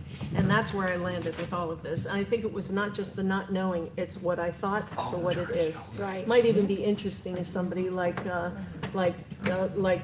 Margaritaville would say, or if you could, if it was public record, if you could show us, here's what Margaritaville, your biggest development since incorporation, here's what they paid. We can, that's all public record. We can show you that, but again, It that's might be- a, might that's a be whole bunch of interesting. math of credits. Yes. Versus. Okay, but it yes. might be, that might be interesting to, because that's a big development. Mm-hmm. Might be interesting to show that to the council. Maybe maybe that won't be interesting to Sure. them, I don't know. I would have found that interesting. Okay, so, thank you, Albert and Kara, for your comments. They were very helpful. We're finished with our public hearings. Let's move on to the administrative agenda, which is a discussion of our monthly schedule for LPA meetings in 2026. Amy, or anybody have any comments on this? Is there a recommendation? Is And do there- we have a recommended Is it gonna schedule? keep it like it already? was? It doesn't say anything. We didn't, there It was shows a nothing. 25 schedule there. on the- Yeah, Yeah. it's just the schedule. exactly. Is, So anybody have any? That's actually the 26th date. Oh, yeah, It this is? those are January's. Oh, Well, it's October 14th yeah, next year. October the same as this 14th. year. We're gonna just keep it the Number same. 12. It's gonna be the second Tuesday of every month. okay. Okay, second Tuesday of every month, so no discussion really So necessary. Tuesday, October 14th next year, still on a Tuesday like this year? I could just spend that would be, birthday at the end. unless there's a leap year, you're gonna have a problem with that. And it sure doesn't seem like it. Maybe It'll move by one day or two. Yeah. Next year, October 2026 would be Tuesday, October 13th. Okay, so, okay, sorry, yeah, because the schedule showed 14th, but maybe that's the 25 schedule. Did I miss I something? have next year's calendar. Would you like me to just? Yeah, That'd be we're awesome. just gonna verify all the dates. Yeah. Very trusting, we believe you. Okay, so January would be January 13th. These are all. October will be the 13th, not the 14th. Yep. Right, that's a change. February 26th would be February 10th. No, these are all off. They're all Yeah, off. no, we know. They're all gonna be off one day. They're off by Right, one they're- day, yeah. Right. Okay, March would be Tuesday, March 10th. April, Tuesday, the 14th. May 12th. June 9th. July, we historically take off. I assume we're gonna do that again. August 11th. That's funny. September 8th, October 13th, November 10th, and December 8th. Okay, December 8th or 10th? Oh, December- sorry, I'm in November. I apologize. Okay, December 8th, Tuesday, Yep. December 8th. I apologize. I'm sorry, Jim, go I was ahead. just gonna say, do you need a motion to adopt those, or is it you just informational? I think it's information. It's information. Yeah. Okay. Okay, let's move on to LPA items and reports. Jim Dunlap, anything? Only one, well, Jason's still here. I don't know what, right repository, Don and I were just talking about this. Now we've gone through the upward learning curve and the impact things. Go back to the development orders for a second. I completely understand the 180 restrictions, but maybe we could ask for some like-kind communities that have taken the flexibility that's embedded in the development orders, where we can put the amount of fees impact, use the wrong word, fees and contributions to the well-being, financial well-being of the island in there. So if we could get some other practices that we can start to process way on the front end of this, since the impact fees are not going to be the savior of all that, I'd like to personally see some of that, so we can be a lot more intense and aggressive about the conversations with our applicants and what flexibility we have to charge other type of fees and one-time surcharges on things we're doing through the DO. Well, in the economic statement that now is coming with all of these, that could say something too. We can get that as homework, that'd be great. Yeah. That's all I Okay. have. Thank you, Jim. Dawn, He's anything? not nodding. Yeah, he's not nodding, but he's. It doesn't matter. Okay, yeah. I mean, it's just to add to that, to Jason's point, it's, in like the utility business, you'd say, hey, I need a new ground storage tank, or I need a new well to serve that, and you get the funds for that. And so that's the kind of That's thing. it. You need a new fire truck, I don't know, whatever it is. Right. That's a Sure, turn to mechanism. pay Those for it. developer agreements are a mechanism too. To get those things? Yes. Yep, Yeah, and I don't have any items. okay. Jane? Nothing? Jim? Well, I'd like to congratulate Anita and Jane on their reappointment. And Jim. Thank you. Thank you, Jim. Yes. That's all. That We're was exciting. John? I have nothing. Thank you, Steve. I don't have anything either. Nothing at all. Nancy? Nothing. Jason, community development, anything? What's on our agenda next month? That would be good I news. need to request that you move your LPA date in December. Oh, And probably, I did put it the same week as, Move it to Christmas Day or what? sure, Christmas I won't be Eve. here, but yeah. So instead of the 8th, what day do you want it to be? Instead of the, Ninth, it's on the ninth. there's council on the 15th still, right? And sometime later that Oh, week. I'm in the wrong year. Yeah, the challenge is just vacations and stuff. And all that, but the next week, if possible. 16th, talking about? 17th, 18th, yeah, whenever, anytime in there. I have no problem with the 16th. I don't Anybody either. else? I don't know, let me look, hang on. Oh, that should be okay. Yep. Okay. The clerk, the The clerk loves last, it. the Yeah. last person here. We have a prior meeting, or we have a meeting already scheduled in here at 9 a.m. Okay. 1 o'clock. Yeah, we can do an afternoon For the one. 16th. yeah. What, do we know what's going to be on that? Yeah, it's a lot. Oh, no, on the LPA one? No, I mean, it's probably like this. A little less, maybe. So you talking about the afternoon there or something? 1 o'clock or something? 1 o'clock? I can do 1 o'clock. 1 o'clock is Yeah, fine. I mean, is with that only us. because, I mean, it could be another day. You picked the 16th, so is there, it's up to you guys. Currently, right now, this is open on the 11th or the 12th, or the afternoon of the 16th. But it's that Okay. week that's problematic for you, right? The week 9 Yes. through 12. Yeah, let's go the afternoon, All, the 16th. all my staff is out that week, so. That works with our What are we attorney, doing? too. Yeah. 1 So- PM 16th? So the 16th at 1 PM. Okay. Okay. All right. Done. What's on our agenda next month, Jason? Fun stuff. That's great. Give us details. Reminder, this wasn't fun at all. We'll try to spruce it up a little bit, a little more razzle dazzle for you. So there is a preemption that's coming down from the state regarding some type of, what is it, residential home or something like that. Yeah, I forget what it's called. Every community has to adopt an ordinance prior to January the 1st, which means you all would have to see it in November, and then town council would have to have 2 readings 15th, in yeah. November, the last part of November, the first part of December, in order to hit that deadline. Okay, so my question is more specifically, are there any major cases coming before us in November? Yes, let me go back. Well, yes, we think there's one, they're deciding whether they're gonna go in November or not, so that would be, so I don't wanna say it. So nothing concrete yet? There is probably a big one that's gonna be put on that agenda. At On least November? one. On November, yes. Okay. So I would also like to make another request. We have a timeline for our agendas, Yes. and that timeline should be respected because it's for public and the staff and us and everything else. But then the other thing with the updated agenda coming, draft resolution, I mean, it really, our agenda should be complete and finished when we get it. Okay. Okay, so, thank you. Anything else from anybody? Hearing none, let's, thank you, we're adjourned.